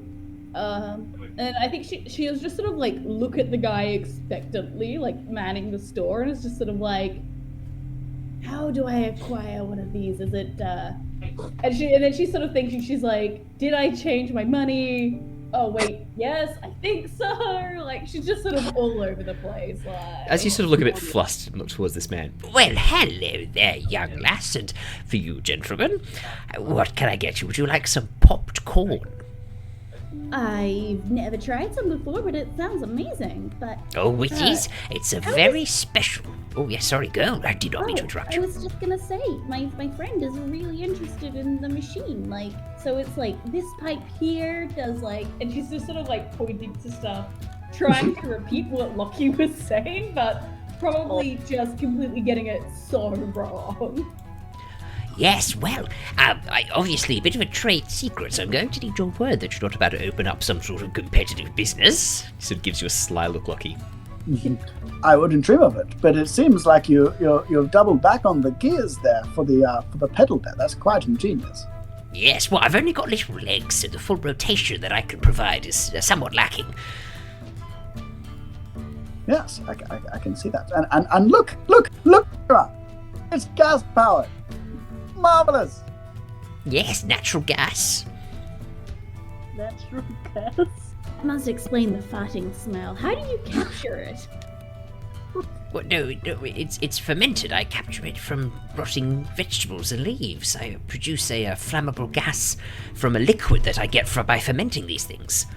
I think most people's fermentation process is quite flammable. Like, No. It's similar to making alcohol. Did you know you can burn alcohol as a type of fuel? I did not. I have never wasted alcohol by setting it on fire before. Oh, that's a very good point, lass. You wouldn't want to drink this, though. I distill it from turnips. Ooh. Does it taste like turnips? No, it tastes a lot worse, I'll tell you that. So you can't mask the flavor of gravy then? Oh, I've never tried, to be honest. I tried it once, and I threw up for 6 days. I don't want to try it. No, and my vision was somewhat worse afterwards. Not sure what that was about. Funny that. Just a joke for the doctors in the house.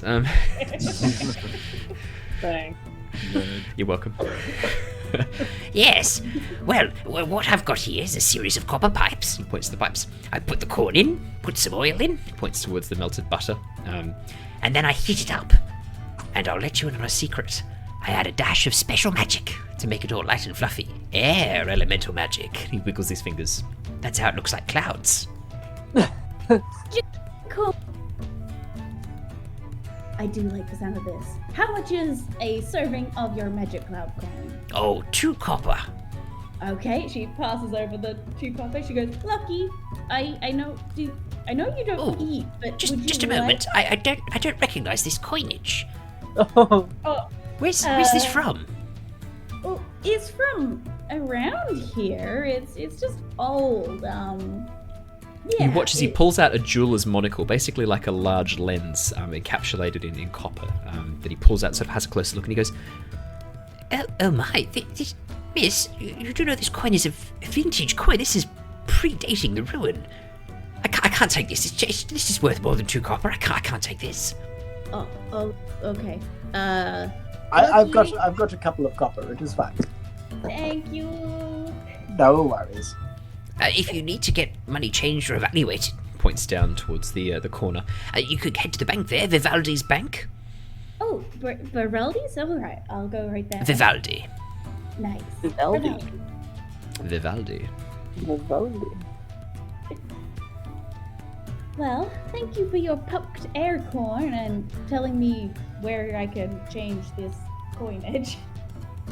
Pleasure. It's always good to welcome newcomers to the city, and trust me, you two look like you're fresh off the boat. He gives a bit of a chuckle. Hey. But less evil than what I just did. So I don't know. Hell of a night. It's too much of the evil inside of me showing through there. It wasn't a boat. Technically, it was a constructed fortification. But yes, thank you for your welcome. Of course. Have a great day. He gives you just a smile, a wave, and then as you turn to sort of walk away, you see 2 children, 2 halfling children run up and go, Wait, Mama, I'd really like a little bit of the popcorn today, Mama. Yes, all right, dear. I'll just be a moment. Let me speak to the nice man and let's just see how much it is first, eh? And begin sort of chatting. This halfling mother and her 2 kids sort of run over. You guys head on down towards the corner. You can see that you are now at the Golden Falls village. You're right on the corner of the 2 different districts. You can see there is a bank set up there, right on the corner, Vivaldi's bank, established, and it just says established. It doesn't say a date or a year. As you look over, you can see that heading into the craftsman's district, there are a number of blacksmiths, apothecaries. This seems to be a concentration of people with specific skills. So seamstresses, calligraphers, anything creative and done with the hands, you can find here in this village. In this district, I should say. Alright, Lyra is instantly torn. Half of her is looking at the bank going, I know I need to change the money.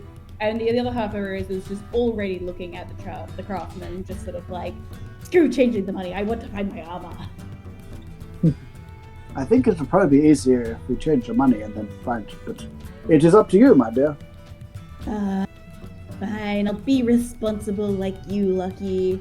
And she sort of trudges into the bank. She's like, yeah.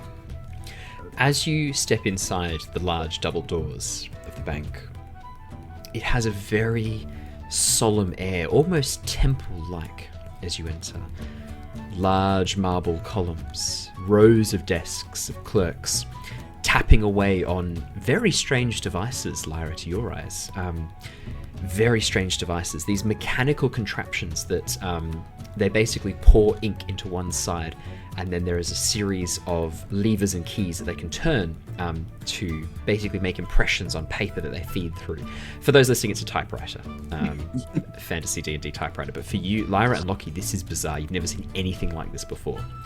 And you can see a number of them are using a very strange mechanical device where they basically have a keypad of numbers, and as they type them in, a series of ball bearings roll from above and fill up various containers, which changes the weights of those internal components, thereby giving a string of numbers as an output. Lockie, to your eye, given your background, you immediately recognize this as some sort of calculating device. Mm-hmm. Oh my gosh. That's quite fascinating. That's a Oh, a thingy machine. Turing machine. Yeah. It is a Turing Yeah. machine. That's a Turing machine. It is. Yes, Yeah. the ancient Warforged genius, Alan Turing. Yes. I want A4 T ring. Oh, yeah! Yes. Yeah. A4 two ring. A4 2 ring. Yeah. Yeah. A4 2 ring. Yeah. Done. He's a character now.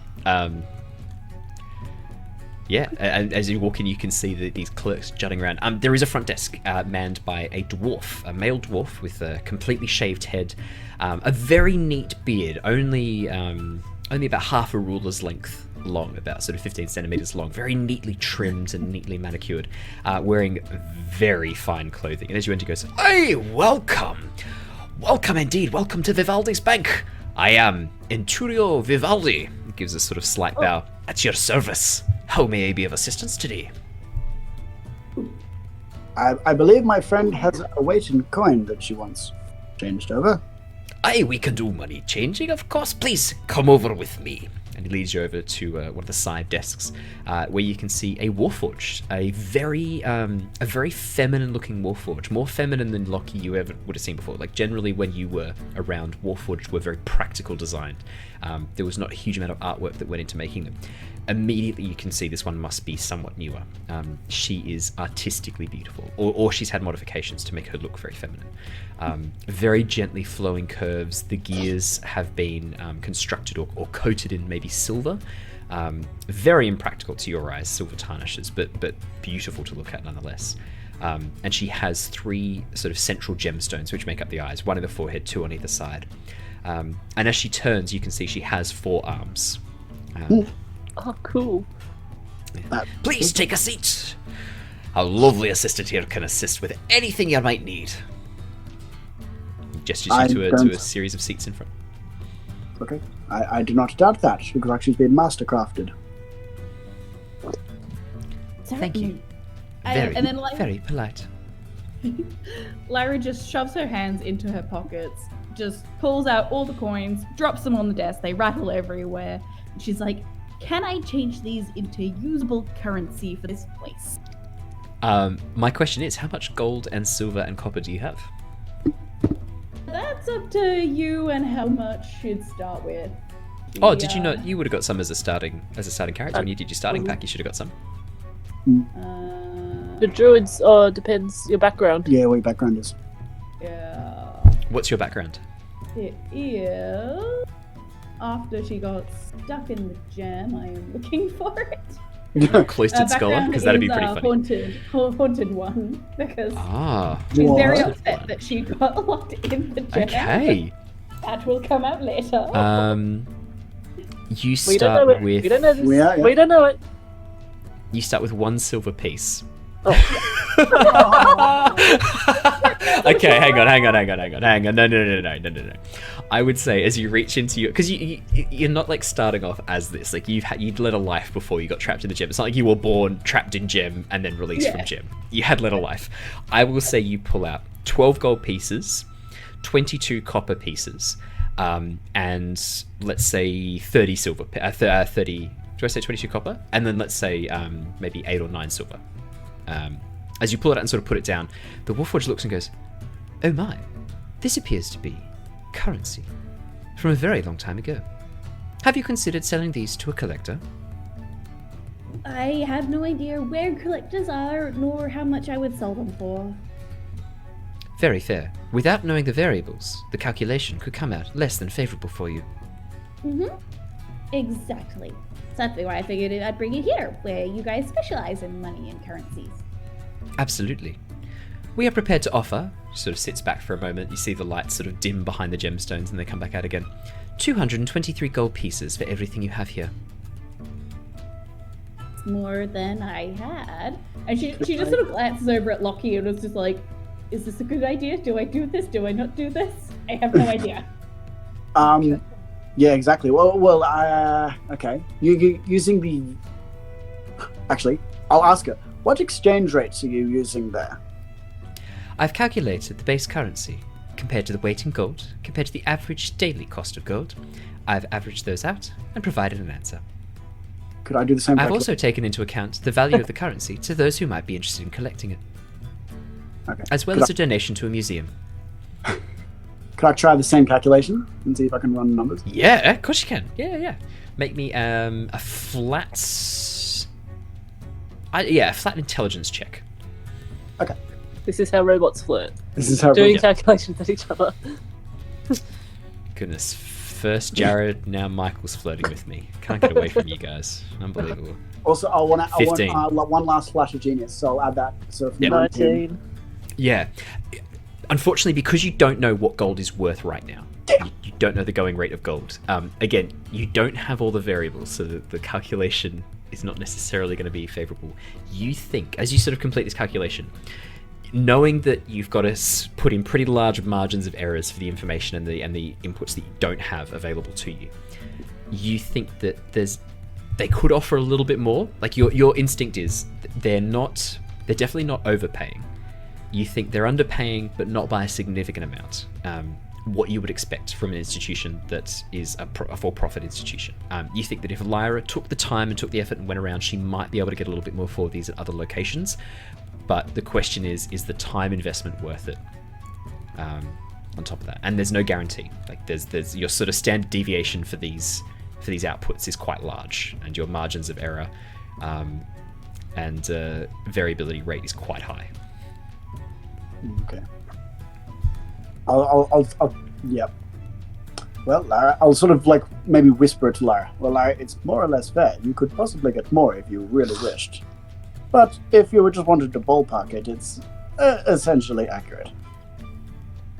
Sounds like more effort to go find a collector. And then just sort of announcing it to the, she's like, I'll take that. How many gold was it again? And she slides 223. Thank you. Did you want to keep one of the coins as a souvenir?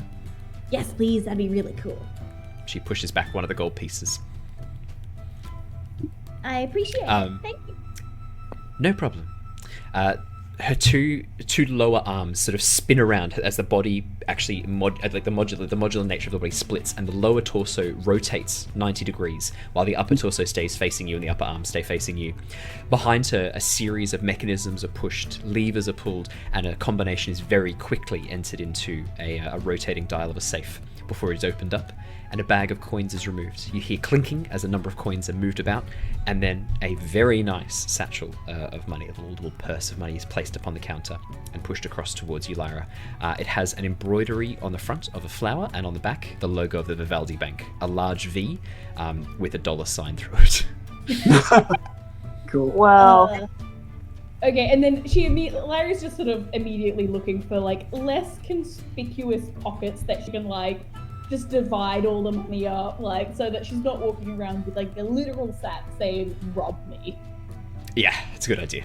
As you sort of look and secrete, you can split up the coins into any pockets that you've got and have them sort of be sort of pushed about your person. The only thing I will add is that as you walk, there is a slight chinking noise from you as they are put in all pockets across your person.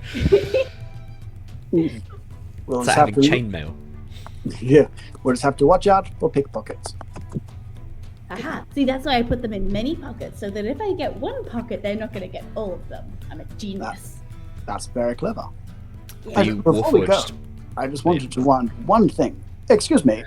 These machines you are using for calculations and writing, do you have Yes. any broken versions of those, or any spare parts that I may have or acquire?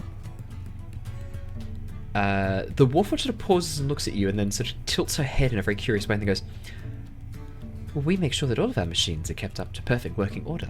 Any machine that breaks is immediately repaired. Unfortunately, I do not have any spare parts on me. We have a mechanic come in and fix them when they break. That is unfortunate. Would you not be willing to part with one of them? One of the machines? They cost hundreds of thousands of gold. They are very expensive.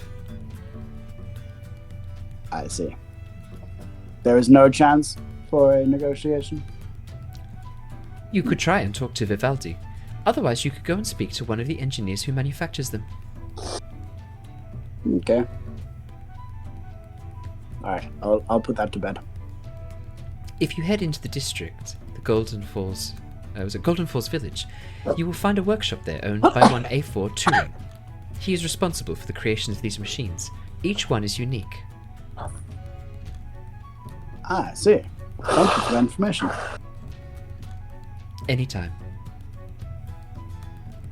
Also, before I go, I wanted to comment that your calculations were very smooth and accurate. Thank you. I pride myself on good computing skills. Click. And he just kind of like awkwardly wanders away. Oh, Aww. Lyra and Lockie leave and head on to the village. We will pause with you guys just before you start your shopping, and we will jump over to our other two players who have been waiting patiently for some political intrigue. Mira and Jin.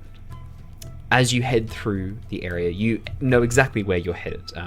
Mira, having been to the embassy a number of times and travelled around this area quite extensively, you lead Jin very quickly through the busy streets and towards the embassy for Velixer.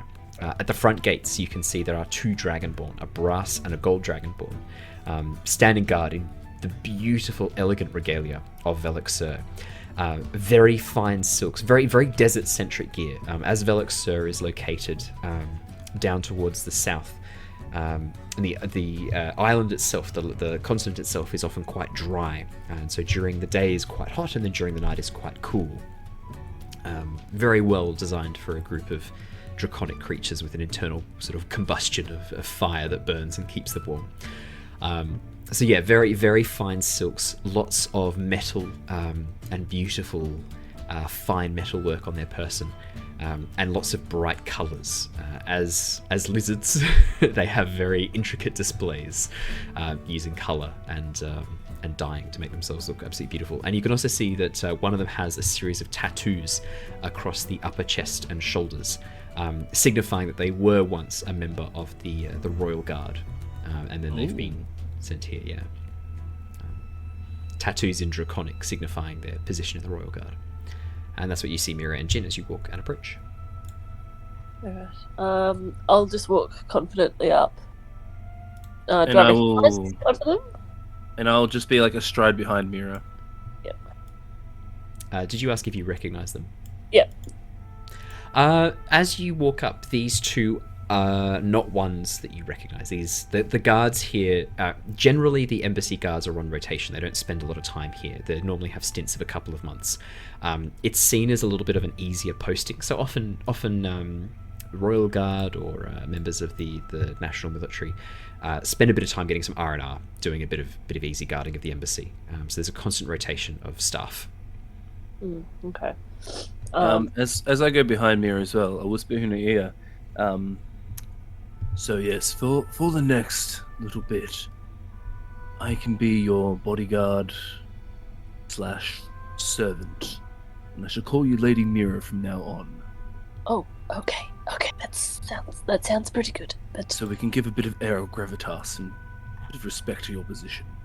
okay, yes, they do know who I am, though. They will know that I'm not far from aristocratic, I'm afraid. Well, you might come back, bringing a bit more of that air now that you have a bodyguard. Oh, yes, actually, yes. If you can help me just look more successful, now that I had a career change, it's kind of like, as have you you ever sort been to a of- school reunion? It's kind of like that situation right now. Yep, I got you. So as you sort of start strolling up, I'm going to start just sort of puffing at some of your dress a little bit, make it a little bit more flat, like a little bit more, flamboyant, a little bit more extravagant, and I'm going to add little things, just to make her look a little bit, more on the top of her game. Absolutely. Mira, you walk on up. Okay. I'll just go up to the guard and I'll say, do I know the ambassador's name? Yeah, you know the ambassador's name. Elia is the name she uses in Dragonborn form. Yeah. You Sorry, I don't have secretly my know notes. she is. You secretly know she is a silver dragon. Yeah. Her full name is Otalia Karnos. Yeah. Her Dragonborn form is a silver dragonborn called Elia. I'll just say to the guards, I have an urgent message for Ambassador Elia. Please let her And know who are that. you? Please let her know that Mira has an urgent message for her. One of the guards sort of looks at you, raises an eyebrow, turns and walks in, while the other one pulls open a large, long scroll that rolls through a series of names. As they sort of go down, they get about half it and they go, Mira, you are on the list. you are. I kind of flinch a little bit at that. Mira. No, he goes, Mira, you are on the list. Have you worked for us before? A little while ago now, yes. You have been marked as having unimpeded access. He stands aside. You may enter. Thank you. This is my bodyguard. If you Shenron, vouch lovely for to make your acquaintance. Shenron, nice. Green Dragonborn. Green by the way. Dragonborn. Yeah, nice. Do you have like gold star marks on your scales at all? I'll have like maybe to keep it low key, maybe like just tiny little gold flourishes. Nice. Very nice. Dragon Ball. Yeah. So if you vouch for them, they may access areas with you. They will go where I go. Yes, wherever Lady Mira asks me to be, I shall be there. Of course. Rokar. He does a salute on the chest, which is literally I'm just gonna- Draconic for like salute. I'm going to do that as well and copy Yeah. him. So I'm going to do a Yeah, yeah. performance check probably to try and get it. You can do a down performance pat. check. Of course you can.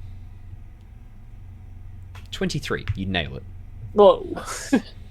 What did he say, by the way? Rokar. I can't roll my R, so I'm not going to attempt it. But I say that. It doesn't sound like you get it right. No, I'm kidding. I'm kidding. Just because Jared can't roll his R's doesn't mean Jin can't. Exactly. Rokar. Yeah. Immediately, Mira, you're allowed access. The large basalt walls of the outer wall that sort of protect the inner courtyard of the Dragonborn Embassy, of the Veluxor Embassy, hide from most of the people, most of the passers-by, what is inside. As you enter, you can see that it has been, either through magic or through natural means, has been changed to represent what the landscape in Veluxor looks like. As you enter, immediately there are obsidian outcroppings across this very light golden sand that is very carefully being tended to by a number of Dragonborn, sort of removing any detritus, making sure that the sand's being rotated and kept very fresh and looking beautiful.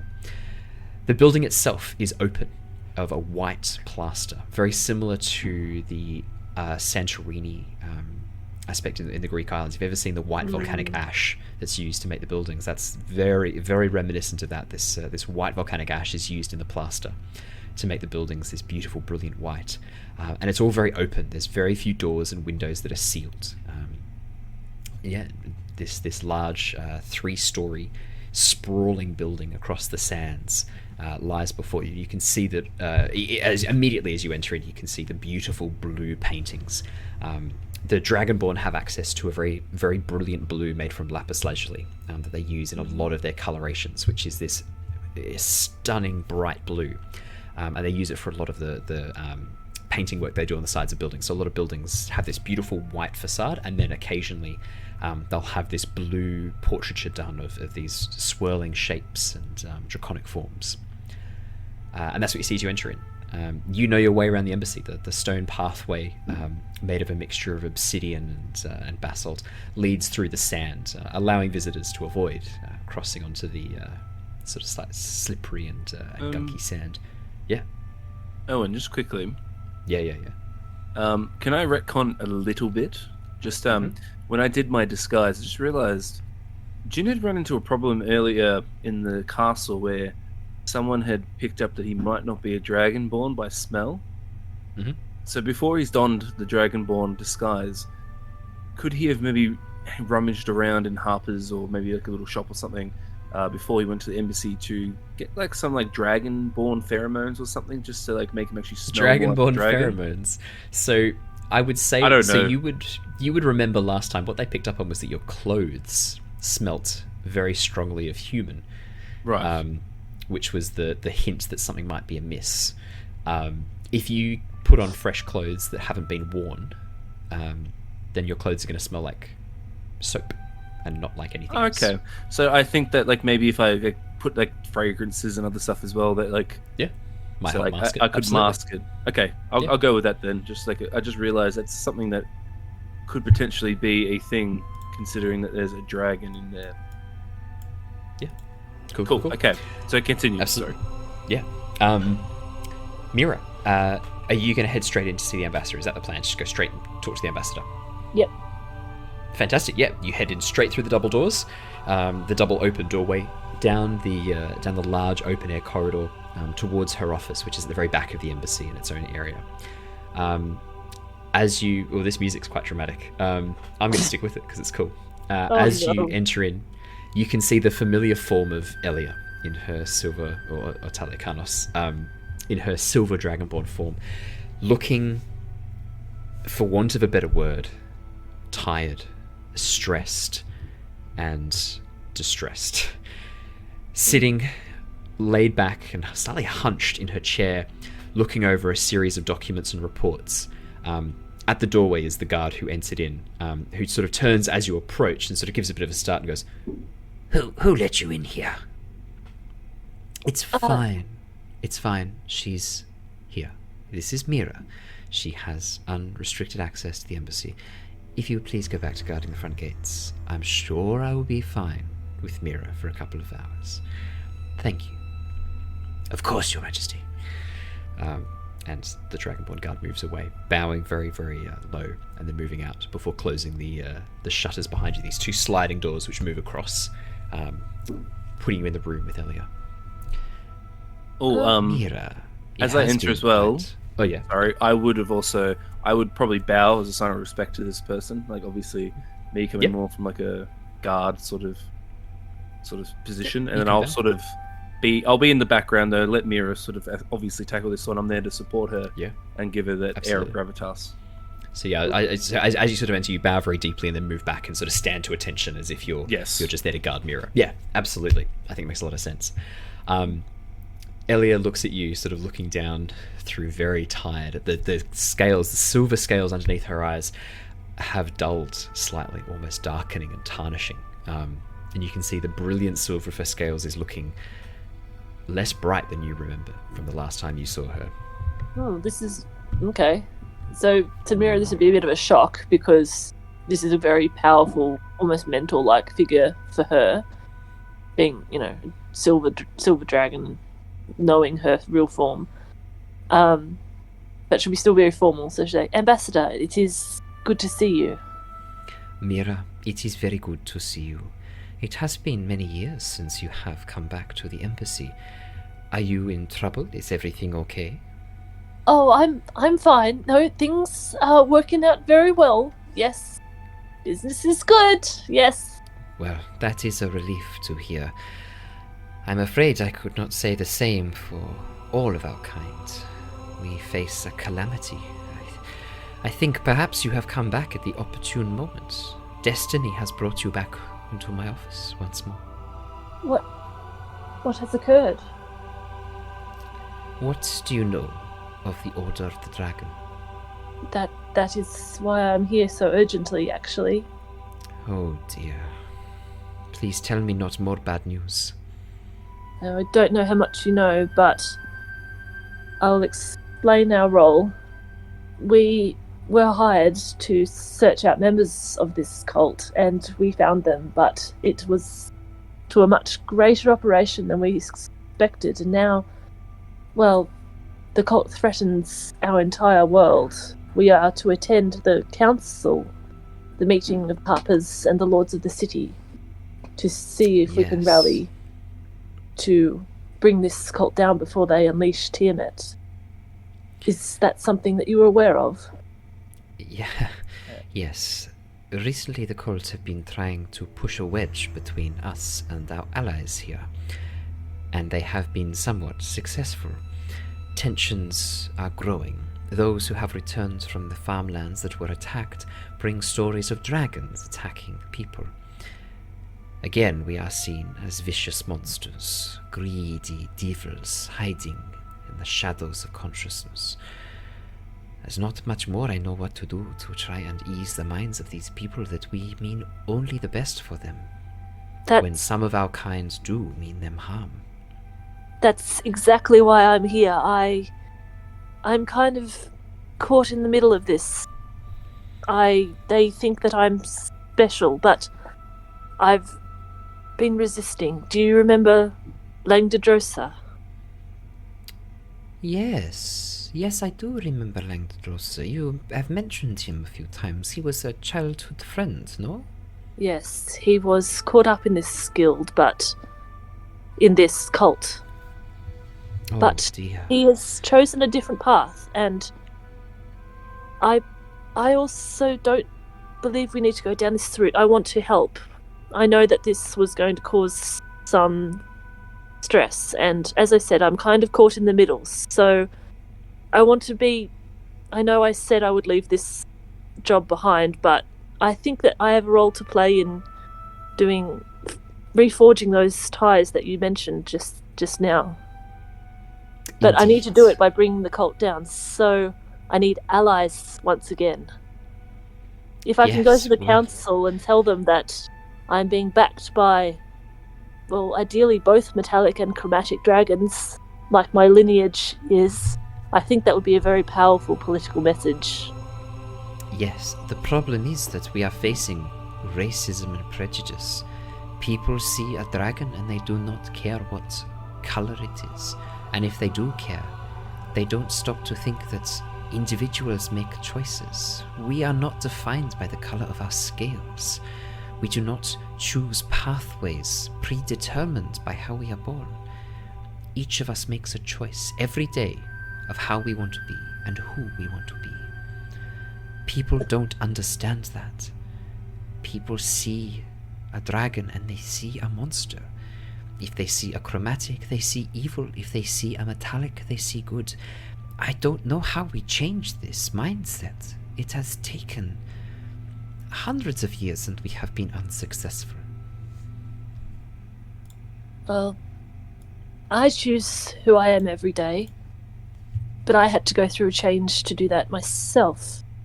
I used to have a lot more prejudices. Indeed. And so did Well, I just missed the last bit Langdedrosa, of what you but said, sorry, we Claire. both changed. And we were both outsiders. I just think I could be an example, not for the cult, but for what we stand for.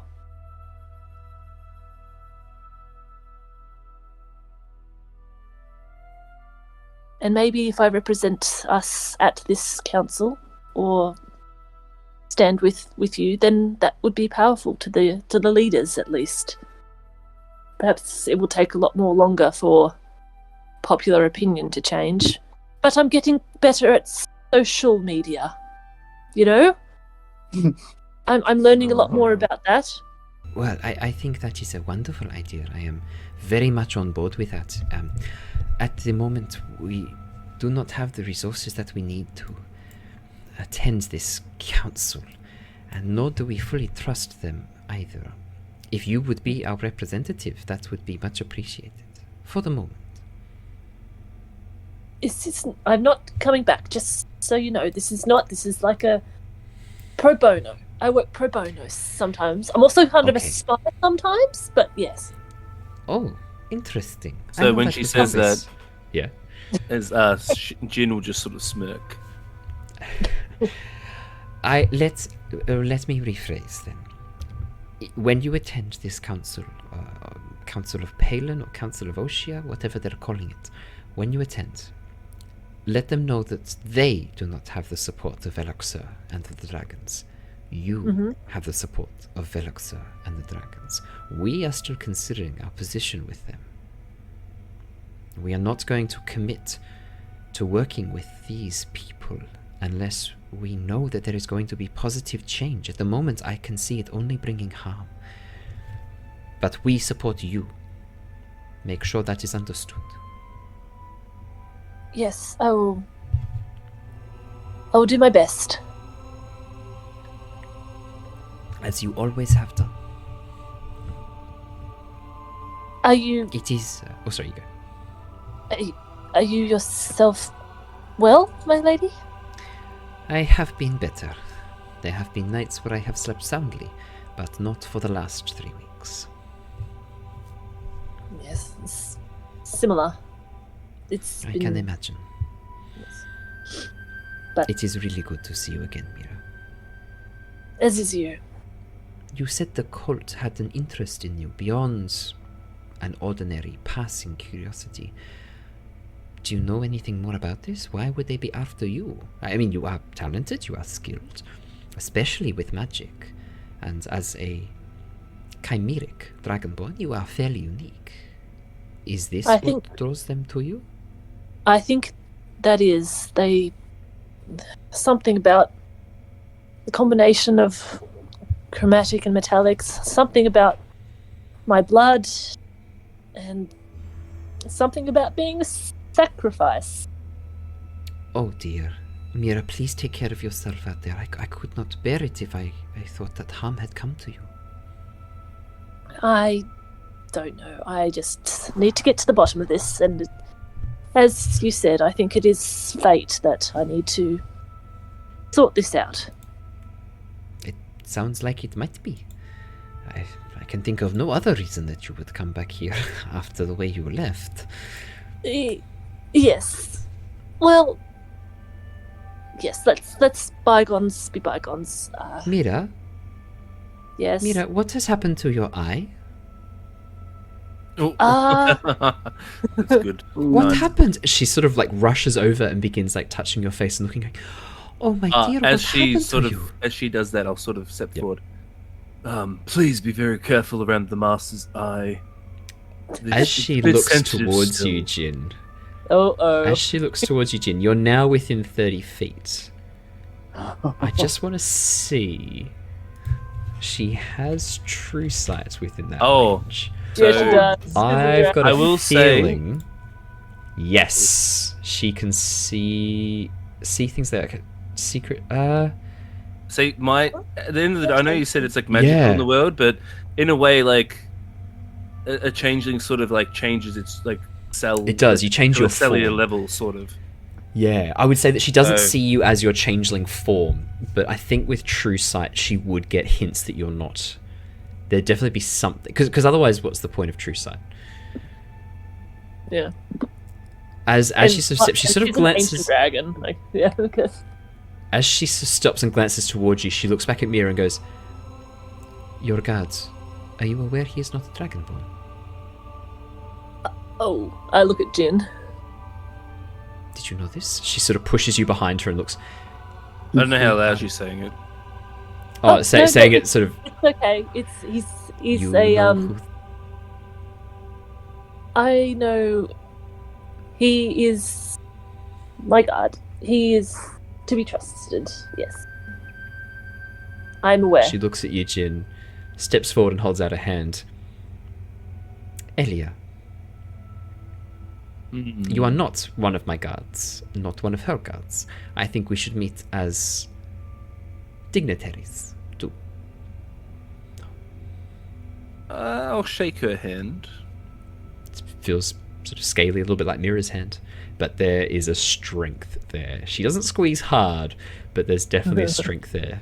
Very much a strength. And as you look into her eyes, you see a flash of that draconic look as the eyes. So Mira's dragonborn eyes have they're sort of the slit pupils. There is a flash of silver, and you feel a weight behind those eyes, a weight of years, a life that has lasted for longer than you can possibly imagine. I will say this. Yeah. Noticing that the ruse is a bit over, Mhm. I will say in Illyrian's voice, yes, but Mira's a good friend of mine and I wish her no harm. Well, still in Of Changeling's course. form. Yeah. If Mira trusts you, then so do I. It is a pleasure to meet you. I'll sort of stand Mira. back with that though.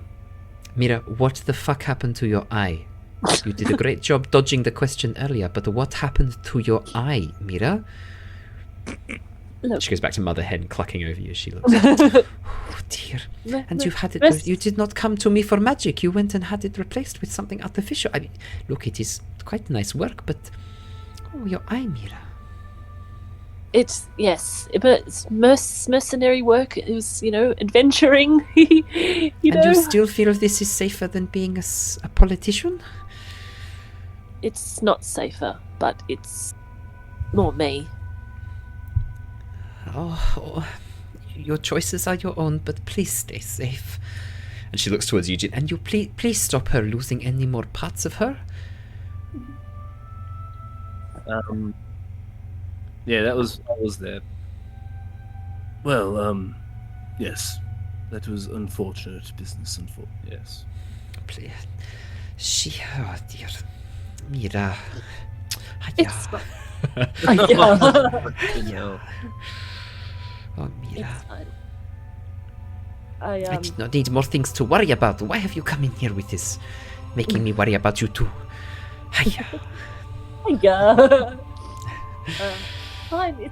It's fine. I appreciate your concern. Just as I really appreciated you looking out for me while I was here and making my decision to leave. And well, I'm glad that I can come back and help. Of course, I will always support you in whatever you do, Mira. You know that. Thank you, Ambassador. She gives you a nod. Well, unfortunately, I do have quite a bit of paperwork to do, but you have already represented the interests of Veloxer and my interests in a public forum before. I know that you know what to do. You need no instruction. You go, you be brilliant, and know that you have our full support behind you. I will make sure the paperwork is arranged and sent out to ensure that you have the full respect as an ambassador of Veloxer. Not that you are an ambassador of Veloxer, just that you should be treated as a representative or as having the support of us. Thank you. There was one thing. Do Yes, you of know course. anyone who would know more about this idea of sacrifice and the horde? Any more about this idea that this cult might have about me? Just so that I can be prepared. They're talking pure nonsense. There is no way to release Tiamat. It is she was sealed by gods. There's nothing to release her. It's a fantasy. I suspect it is a front to allow them to do something else. The treasure, I find it hard to believe it is for some magic ritual to bring Tiamat back. I think this is the whisperings of people who don't understand who Tiamat was and how she was sealed. I find it hard to believe. I think this is self-serving. People acquiring treasure not for some hoard or some special ritual. It's because they desire wealth and power. We think certainly somebody's know using some cult members who were not particularly religious. That would Well, fit. There you go. I know that the people whisper of Tiamat, the Dark Mother, yet another image that they hold up against us to show that we are monsters. I do not. I am not yet convinced this is a genuine threat of Tiamat. They are a genuine threat. The cults, the Order of the Dragon, are a genuine threat. But I think their power and their threat is in sowing terror, in dividing us, in making people not trust us, in making us not trust people. That is a threat. Tiamat is a fantasy. I'm yet to see evidence that makes me think that is even possible. If you have We that must- evidence, No, I don't. But I agree, we must not be divided. I mean, my thoughts for what they need for you. I mean, you are the representation of metallic and chromatic. You are, whether you like it or not, you are a physical representation of both halves. Maybe they want you to convert you, to have you spread chaos and hatred and fear as both, the ultimate expression of dragons as monsters. Could be that. That is my fear. But I know that they would not convert you. You are too strong for that. You would freeze them and burn them before that happened. Yes. Also, I'm too organized for that. Yes, you are. She looks over at the table and the pile of papers. Yes, I have noticed your absence in that department. Let me put it lightly. Well, No maybe one has quite we has do your just a flair little bit. for We can just do a little bit of filing, just to kind of tidy it No, up. Mira, you Okay. will be here for hours and you will spend way too much time and then you will end up getting invested like you did before. No, you made the right decision for you. I hate to admit it, but you did when you left. I think, looking at you now, you have so much life, so much joy, from so much horror. You are a strange one, Mira. But you seem to enjoy this crazy life, and I can see that it makes you happy. Despite the fact that you lost your fucking eye, I can see that this makes you happy. And as long as you promise to try and stay as safe as you can, that is all I ask. For you to look after yourself. And you too, I say to this ancient dragon. I will continue to try looking after myself. I have already been told by looks in the kitchen that I have not been eating sufficiently. I only had 12 goats yesterday. Apparently, I am starting to starve, according to him. Locks. Yes, that sounds bad. And she says that Jin will look a little bit puzzled. Confused. Yeah. Confused. Yeah. He's trying to think, like, 12 Hang on a minute. goat curries? Like, what does she mean? Yeah. What does she mean? I kind of catch Jin looking, and I'm like, right. Well, we should go. Thank you. Yes, it's always a pleasure, and you are always welcome. If you ever need a safe place to go, you can always come home to us here. Always. Thank you. Anytime. Now you look after yourself. And let me know how this council meeting goes. You may yet be able to convince us to participate. I will do my best. Just try not to get your hopes up in the mortals. They try, but they are weak. But they do try. They do try. Some of them try. Some of them I do not know. I think they become politicians so that they can boss people around and have power, not because they want to make this a better place. I remember when I first posted here, I asked a politician once what makes a successful politician. And he said to me, serving the people and bringing about change. When I asked one of the nobles recently, he said, getting re-elected. And you question why I left? No, I don't. No, I think for you that was the right decision. For me, I still have hope that we can make things better. Although it does feel like sometimes things get worse, regardless of how hard I try. So maybe I'm just slowing down the shitness? Not a great thought. Well, someone has to. Yeah, someone has to. I was hoping that more people would stand up and do good. But it seems people are very willing to do nothing. Sometimes people feel like they can't do anything and feel helpless.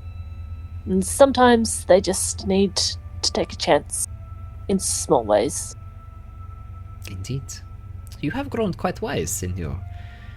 I know it's going to say exile, but in your travels, let's say. You have grown quite wise. Travel will do that to one. Yeah, it seems you have seen and heard some things that have changed your mind a bit. It's good to see. Will never be a stranger here, Mira. I shall see you again soon, I'm sure. I hope to see you again soon. Please do not leave 6 years in between our next meeting, hey? Yes, no. I now have the courage to stand on my own 2 feet coming back here. And this group you have joined, what have you called yourselves? Oh, yes. We're the I've forgotten. Tempest. I sort of step forward and whisper in I was the ear. about to say Thunder Guild. I was like, no, that's No. not right. I sort of Thunderbirds. yeah. So Jin will sort of Thunder Guild, go. yeah. Jin will sort of step up to Mira and sort of whisper in the ear, Tempest Guild, Yes. and step back. Okay. Knowing you have a business card already? Could I yes. take one? Yes. She'll give her. There are times when we need to use the Adventurers Guild. If I already know who I want to get, I can say I want Tempest Guild only for this job, and they will give me Tempest Guild. And then I will see you again. Mira is so bright. She's like, yes, take one. Because I only want the best, and if, to be perfectly frank, any other guild compared to yours, poo-poo. Poo-poo. I just turn and smile at Jin. I'm like, eh. Alrighty. Unless you guys have anything else you want to say to the ambassador? No, No. I think I'll just sort of bow as I exit again, Cool. and I'll give her a little bit of a knowing smile though as I leave. Yeah, she'll give you a smile back. A very weary, tired smile, but a smile nonetheless. Alrighty, let's jump back to our two shopaholics. As you guys start moving through the Craftsman's District, what are you looking for in particular? I know what you're looking for, Ali. You're looking for some sort of armourer, enchanter. Mm-hmm. Lockie, is there anything you're looking for? He's generally looking for, say, a small magic shop, like maybe a scroll shop or something for, like, little mechanical imps and things like that. Yeah, absolutely. Yeah, It does not take you. Oh, sorry. Yeah. It does not take you guys long to come across locations that you are looking for. We'll do the scroll first. Lockie, you find literally a shop that is full of very intricate devices and wall to wall diagrams, scrolls, and schematics that is being run by a Goliath. That's right, you racists. Whoa! Sorry, it was a bit hard. Bit hardcore there. I came in. We just had this Yeah, whole being run. conversation. Being run by a Goliath. You enter in. Is there anything in particular you're looking for? Well, I was hoping to find some kind of scroll that would allow us to very quickly change our location from one place to another. A scroll of teleportation. That sounds like to me. The one. I have a price list here for magic items. Barnabas. What's Barnabas doing? He's just destroyed. He's a curious dog. I think he smells worries or something. Yeah. Anyway, sorry. So teleportation circle is what you're looking for, correct? That is Yeah. a Either fifth that level or spell. maybe like. Oh, fifth level, yeah. Either that or. Or dimension recall. door. Or dimension. Oh yeah. Recall, yeah. Recall might be better. Recall might be. 600 gold for a scroll of teleportation circle. Okay. 600 gold for teleportation circle. Yeah, man. I've got quite a bit of gold at the moment, so. Good haggle. Alright, yes, I will try. Yeah, Yeah. absolutely. We will speed through this because it is already 10 o'clock. So roll me a persuasion check. Oof, okay. Ali, you Yeah, find +1. the armor that you're after. The armor that you're looking for, you do find it. The cost of that. Bear with me while I pull it open. The cost of that is 5,000 gold. Is a list price if you want to have a go at negotiating. Oh! Yeah. Okay. Feel free to give it. Feel free to give it a roll to try and convince him. Yep. Okay. She's just going as straight up. She's like, "Cool piece of armor you've got here. Any particular reason it's selling for 5,000 and not somewhere around 1,000?" Well, they are hard to come by now. I'm Gonzo. They are hard to come by now. Oh god. Gonzo! He's here! Gonzo Wait. Maleki. No, he's oh no, he's a snake oil peddler. Would you happen to have an interest in old things that, there aren't many around of anymore? Would you say As you that's- look around his antique shop, the armor's in an antique shop. Yeah, this is forgotten armor of druids, very expensive. What if I add something in to trade? Something What that's have you got? from a similar era. And she pulls out her one remaining gold that she was going to keep for prosperity reason. He takes it, so he looks over and goes, That's a good idea. This looks new. How has it been Well- so well preserved? It may Magic. have been trapped in a gem for 600 years. Oh, very good. Very well preserved.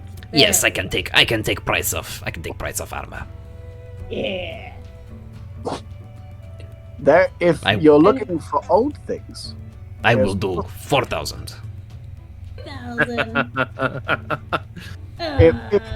If you're looking for old things, I could possibly just give me just 1 second. And he reaches into his torso and you hear this grinding, clicking sound, and then it pops out like a section of what would be the beginnings of his torso, so some of the earliest parts of him, and it would have like intricate gear work, which would have been sort of like hand carved instead of like machine pressed or what have you. Okay. This is very old section of You my do not person. need this to function. No. I mean, I think I may have forgotten how to use a fork, but that's fine. Lockie, as you pull out some of your internal components, can I get you to roll me a d4, please? Oh no.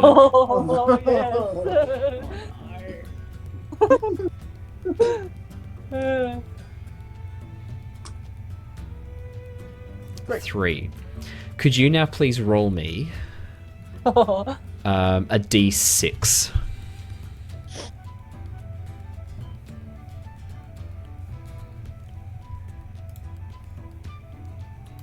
And read it out to me because I've got something open that I need to look at. It's 4, sorry. 4. Okay, so I'm halving the 3, so it was a d4 halved. So that rounds down to 1. 1, 2, 3, 4, 5, 6. 1, 2, 3, 4. Can you please decrease your charisma score by 1? Oh! Oh, Oh no! Well, 7. That's a okay, yeah. I do armor for 1,000. Ooh. Yeah, But then, Lockie has to take a -1 charisma like all the time. He's already I'm not -1. sure if it's, I'm not sure if that's worth it, Lockie. Like, you kind of need all the charisma you can get. No offense.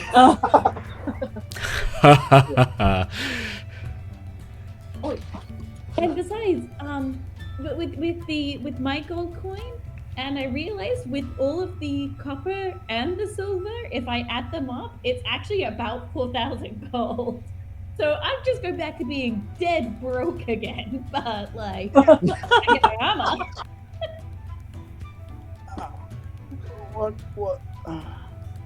What do I do with this part then? It's Back in, so that you can have your charisma back. okay. Give me a moment. And out of his arm, the like invert home pop out, and he brings some tinkles out, and then sits down and goes, "Okay, give me just one moment." Ow. Okay. No, you sure?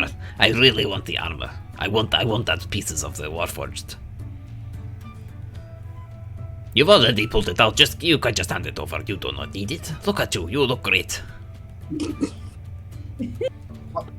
And I I'm think she's broken. just already. I give you armor for parts of Warforged. No extra gold. You keep gold coin. I just want parts of Warforged.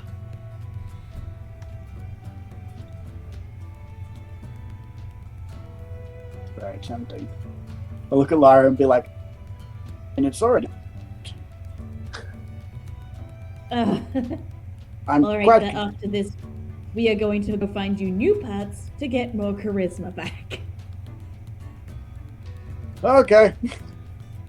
Hey, you, Dick. You can take this. Oh no! Ah, wonderful. You do not need this. See, you much more funny now. Ha ha ha ha. Lyra, you can add the armor of beasts to your inventory. Yep, she just straight on just puts it on. Like, she is Yep. so ecstatic. And as she's walking out, she is just sort of like, thank you so much, Lockie. She's like, all right, our next shopping plan is now going to be to get you more parts.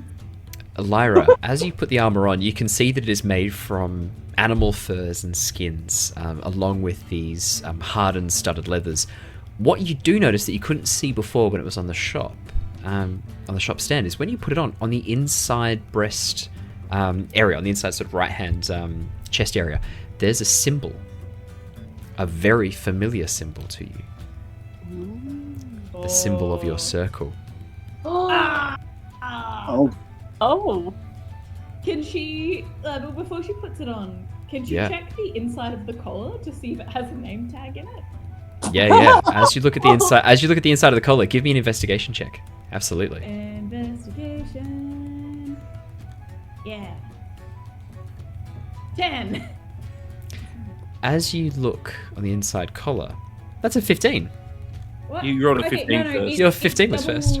It's gone through twice. Again, But the first one on 15 our was the screens is first the roll. 15, so we're taking the 15.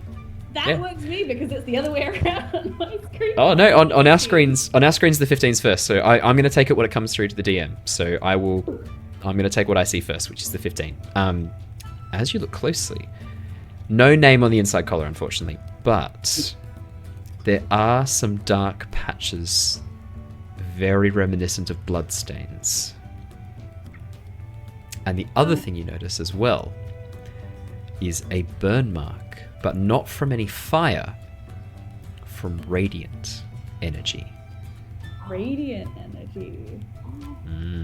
Can she stick her head back into the shop? Yeah, and yeah. Just sort of be like, You can't take pots back. I already sold them.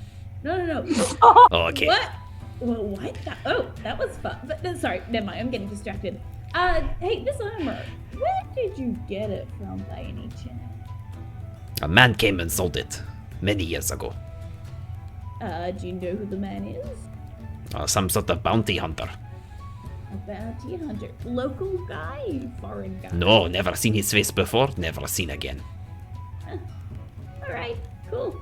Had a large scar down from forehead to chin. Did he have the normal amount of fingers? I think so. If not, I did not notice if not. Do you know this man? Okay, hey, thanks, man. I appreciate it. And then she No problem. hustles back out. If you want to sell your Warforged, you come back, I give you good price. a really good price. I give you a really good price. He's not for sale. And she just Whatever number you're thinking of, add a 0. A lot of zeros. But she's just sort of thinking that to herself as she's just hustling on. Fantastic. Lockie, sorry, we'll jump back to your persuasion check. With your persuasion of 11, you can negotiate the price. What did I say before? 600? Was it 650? 650. 650. Yeah, so you can negotiate it down to 625. You said 600. Oh, did I? Then it's 575. Oh, 575 then. Okay. Alright. We'll let you know, Michael. I already have a scroll of Dimension Door if you're a bit apprehensive about getting another scroll of teleportation or something. It was. I Dimension Door doesn't do what it is I wanted. Oh, fair enough. You can. It's your money. Yeah. I'll just let you know just in case. Okay, cool. That's useful as well to me, actually. It's quite nice. Because I can't create scrolls as an artificer. Anyway. Yeah, alright, so 675, you said? 5. Yep. 575. 575. Jesus Christ, now I'm haggling against myself. Haha. 575. Yeah, alright, I'll take it. And Lyra will swoop in and then throw the gold onto the table. Okay. Oh. Yeah, that covers it. Thank you, my dear. That was quite kind of you. Okay. It was not even the least I could do. Okay. Let's get to that armor, my dear. Alright, now the timeline's back. Okay. Alright. Alrighty. Well, yes. I'm keeping an eye out, a very close eye, for anyone trying to pickpocket us. Absolutely. You're in the upper portion of the city. This is not the Docklands. You are safe. You're not in Bankstown. You're safe. There is a section of the city called Bankstown. Just a heads up. Alrighty. Well, I think that is where we'll wrap up for tonight. We'll have you guys reconvene at the park at the beginning of next session, and then go into the council as a single session. I think that'll be a really good session to do as a single thing. So thank you so much, everybody, for coming and joining us. Sorry about the little internet fail halfway through. If you're listening to this as a podcast or watching this on YouTube, you haven't seen anything because I've very expertly cut it. But for the live stream, thank you very much. We will be back next Wednesday at our usual time, unless anyone's not free Wednesday. Should be good. Should be good. Sweet as. Then we will be back next Wednesday at our usual time, usual day, for more exciting Tyranny of Dragons. Thank you so much, everybody. Stay safe, stay well, and we will catch you all later. Farewell, everybody. Everybody. Bye. See you later. See you later. Bye.